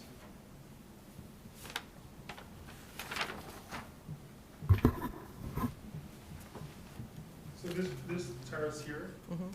is like at the basement level, at the basement level of the pool house. Okay, And that basement level is basically at grade. So like this slopes down, and then this grade at like roughly 103 is just where the existing grade is.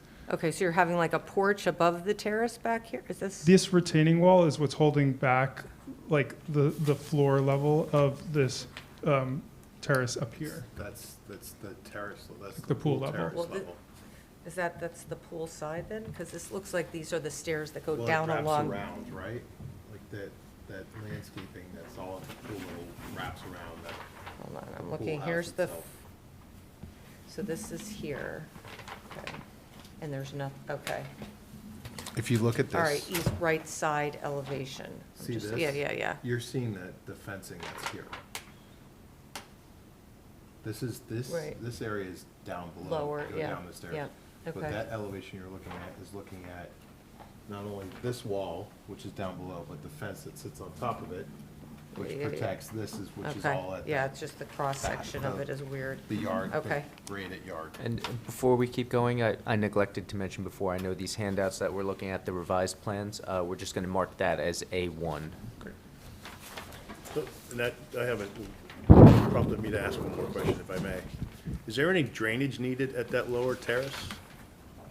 Since that is such a low area, and we talk about daylight or water running out from out behind the retaining wall?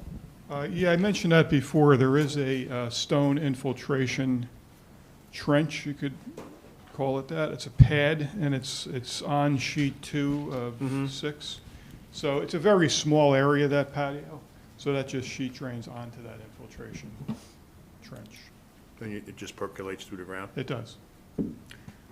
No effect on the neighbor's property? Are they lower, higher, same They level? they are, for the most part, it's flat back there, so it should function very well. And I think just from the perspective of the neighbors, like currently there's a really large slope and all the water is just flowing down that slope towards the neighbors.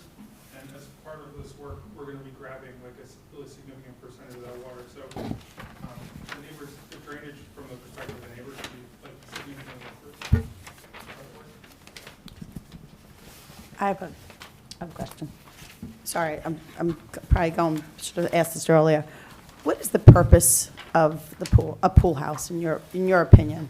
Like in general, I mean, my opinion is a pool house is where, so you don't go back into the house if you have to, you need to use the bathroom, maybe get changed. This pool house has a living area, a kitchen, an island with seating for 5, a bath, a separate shower area, a golf simulator / den downstairs. Is it necessary to have all that in a pool house? For, like I said, in the back, did you think about any other way to meet the needs of a pool house without making it, 1,100 square feet? I think it was an amenity for the home, and I think it's in keeping with like the amenities that are common in the neighborhood. When you look at the kind of houses in the area, I think actually the FAR, like maximum allowed FAR in the R25 district, is like almost indicative of like this house relative to maybe other houses in the district, where I think they have over 4,000 square feet of floor area that could be added to the property that isn't. And I only say that to say that like, it's not as though this property is built out with like a crazy huge house that is totally out of scale with the property. It's actually like, at 4,000 square feet under, it's significantly smaller. So I just wanted to mention that as just like a kind of macro comment, but I think ultimately it's a pool house that we've done many pool houses in other neighborhoods where there isn't a 24 by 24 maximum on the footprint. Pool houses are often significantly larger. Like in Milburn, they're often significantly larger. I would say the 24 by 24 requirement means that they're relative to other kind of similar towns with similar housing stock. That's actually pretty small. But if you cut it in half and you did half of that, and like just did half of it, it wouldn't go back as far on the property, wouldn't go back as far into the steep slope. You could be avoiding a lot of this. That's my question. It just seems like it's you're asking for a large pool house, which, like I said, which is a lot more than a pool house in my opinion. And it's going to be, because it's so big, it's going further back on the property, it's going further into the steep slope, it's, adding all these things. I just think that was there another consideration on how to figure this out without coming in for the variances? I think the variances at the end of the day are not really about like the size of the pool house. The variances are really just the steep slopes, and just because like 40% of the backyard is steep slope, it would be extraordinarily difficult to put a pool and a pool house as you'd otherwise be permitted without touching like more than 1,000 square feet of this area. And at the end of the day, a lot of the steep slope disturbance is not pool terrace, is not pool house. It's like it's this portion of the yard that we're just trying to make flat so that like kids can more easily play on it without like balls flowing down the hill. So like a lot of the steep slope disturbance is not this steep slope. It's actually a lot of it is over here. And that's just for flat yard. And what about the yard that's behind the garage? That's pretty flat. There's a pretty flat area. It's not even in the picture. Over Behind- here.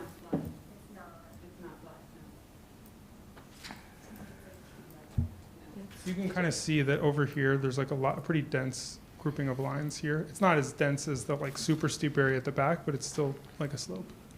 Yeah, the part, There's a swing set back there, and it's on a pretty good angle. I'm not talking about that. I'm talking about the part below the stairs, before you get to the stairs, between the garage and the patio, before you get to the stairs, there's a flat area there. So- Yeah, I mean, there is some sections of the backyard that are flat. Okay, just want to make it clear. Thank you. What, you said 40% of the rear yard is steep slope? I'm like eyeballing it, so. So that means 60% is not. Yeah, exactly. Yeah. So why couldn't you build on that 60%? Well, it's 2 levels, just to be clear, there's like a stair. We need a right microphone. behind that. Oh, so sorry. You can say it, I just, yeah. There's like a series of like this is a low kind of area of the backyard that's an existing kind of sunken patio.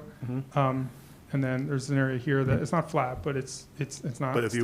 you were to fill that in, we wouldn't disturb the steep slope?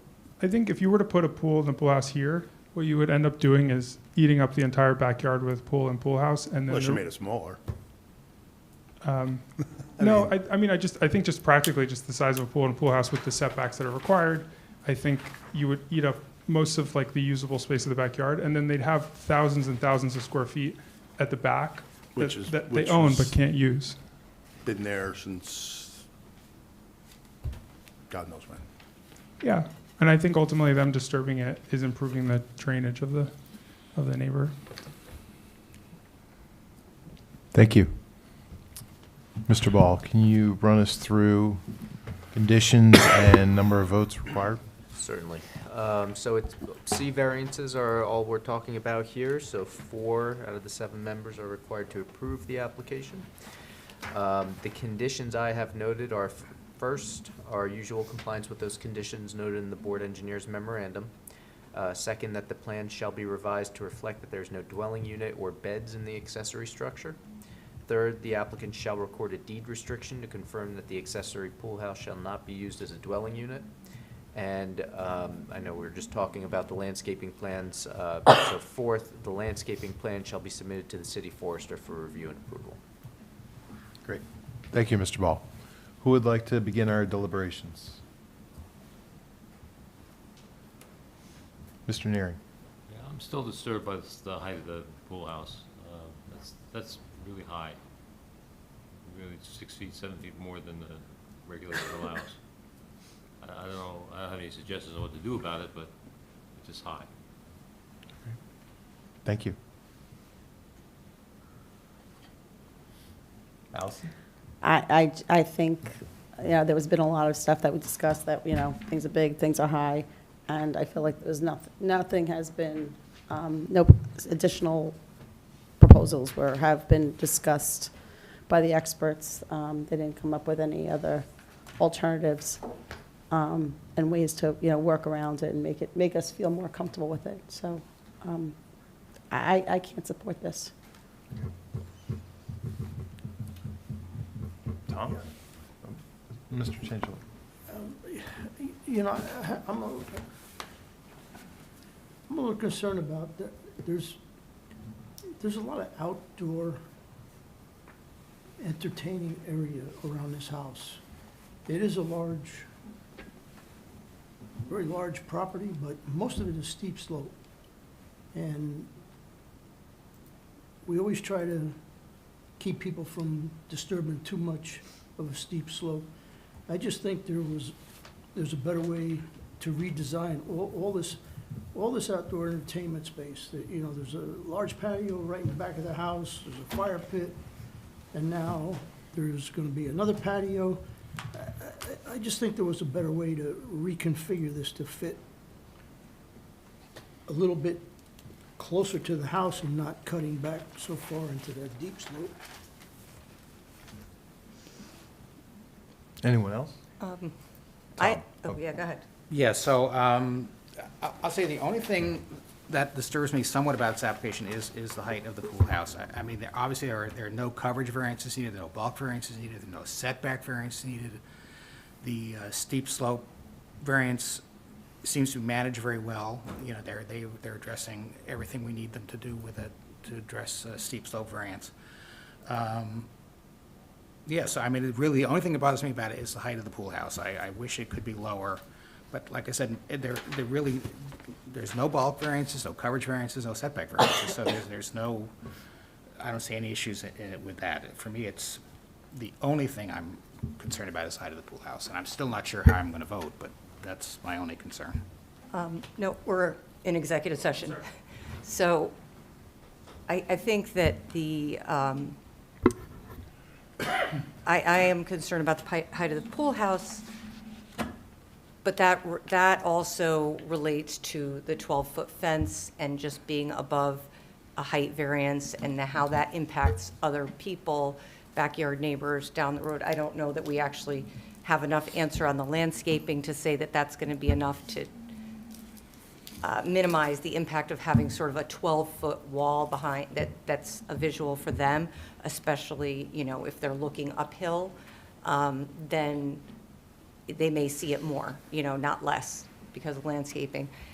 I also, you know, I was at the property, as was mentioned multiple times. It's a really large piece of property. It's a beautiful property. I do think there is a lot of flat area in the backyard. I didn't find that the swing set seemed to be pitched or anything like that. I mean, I looked at all of it. It seems to me that there are other ways to have presented this to minimize the steep slopes and to not have to have that 12-foot height variance and the 23-foot, you know, pool height. And that there's, you know, there are a lot of things we want, and there are things that are nice to have, and then we sometimes have to figure out how we accomplish them. You know, I think there are other ways to accomplish having a pool and a pool house on this property without extending so far into the steep slopes that you need a 12-foot wall, without, you know, extending so far into the steep slope that your building height becomes 23.2 feet. So I'm troubled by that and just the extent of the retaining wall. So I think you guys hear how this is probably going to head in terms of a vote. So I'm going to give you the opportunity to either let us conclude our deliberations and vote, or would you like to go back and maybe consider some redesign options and then come back before this board? Yeah, I think in light of the comments, we'd like to just consider everything, and we respect all the comments, no question. And so I think we'd just like to kind of consider them and make some adjustments that address them specifically, and come back, you know, as soon as possible. Okay. Ideally without the need to renotice. Yes. Okay. Jessica, you want to handle that now, or do you want to, in terms of? We would need to handle it now. Okay. So the next date would be February 18th, 2026? Sure, yep, that'd be great. Can we get a motion to carry this without notice? So moved. With a second? Second. Jessica, can you call the roll, please? Vice Chair Zahn? Yes. Mr. Yuko? Yes. Mr. Nelson? Yes. Ms. Chifo? Yes. Mr. Chanchuli? Yes. Mr. Nearing? Yes. Chairman Leugitz? Yes. All right, we'll see you in February. Thank you. Mr. Weber, thank you for being patient. Appreciate that very much. He's paid by the hour. Sorry, Jess. Tough crowd. Did I just hear that? On camera. And he's worth every penny. Absolutely. Please, Mr. Weber, proceed. Can we have a date to carry this application?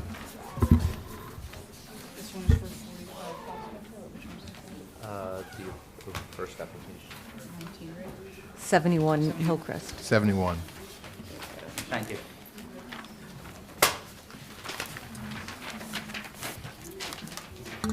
So this is for 71 Hillcrest. This would also be February 18th, 2026. Very good, thank you. All right, thank you, Mr. Weber.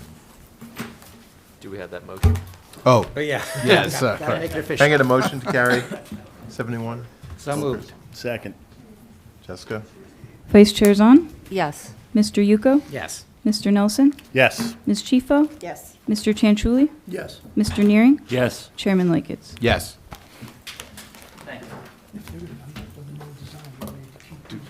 Just to clarify, was that with notice or without? Without notice. Without notice. Oh, wait, do we have other business, Jessica? We You gotta, have Oh, yeah, executive session couple of, and 2 resolutions. We also have the schedule, 2026 schedule. All sorts of things. so what do we, take care of the, do we need to do the closed session first, or we can, The order is up to you, so you can okay. handle those first. Why don't we just knock out these resolutions then? Okay.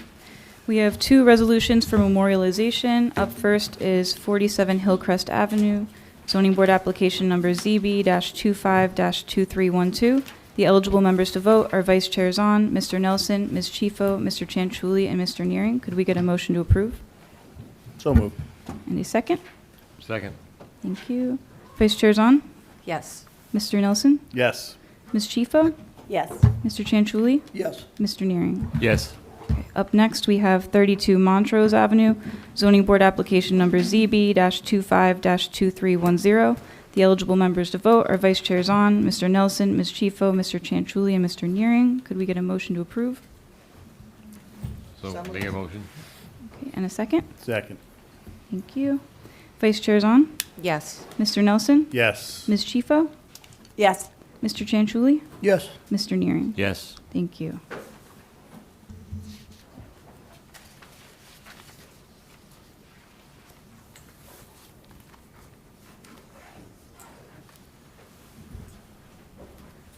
Those are the only resolutions for memorialization. Sixth, Welland, Oh, yeah, Thought there that was one is one. not. No, that's. okay, Before withdrawn. we adjourn, can I ask a question about Ridge, 19 Ridge? We're not adjourning yet anyway. Yes. We're, hold on a second. Do I need a motion to go into? We still have Yeah, to we- do the schedules too. Do you want to do schedule? Yeah, we can do the schedules first. I think everyone has a copy, right? Yes. Next year's schedule? Yeah, with that. Yes. It's in the packet, you got it? Does anyone need it? I have 2 extras if anyone didn't bring it.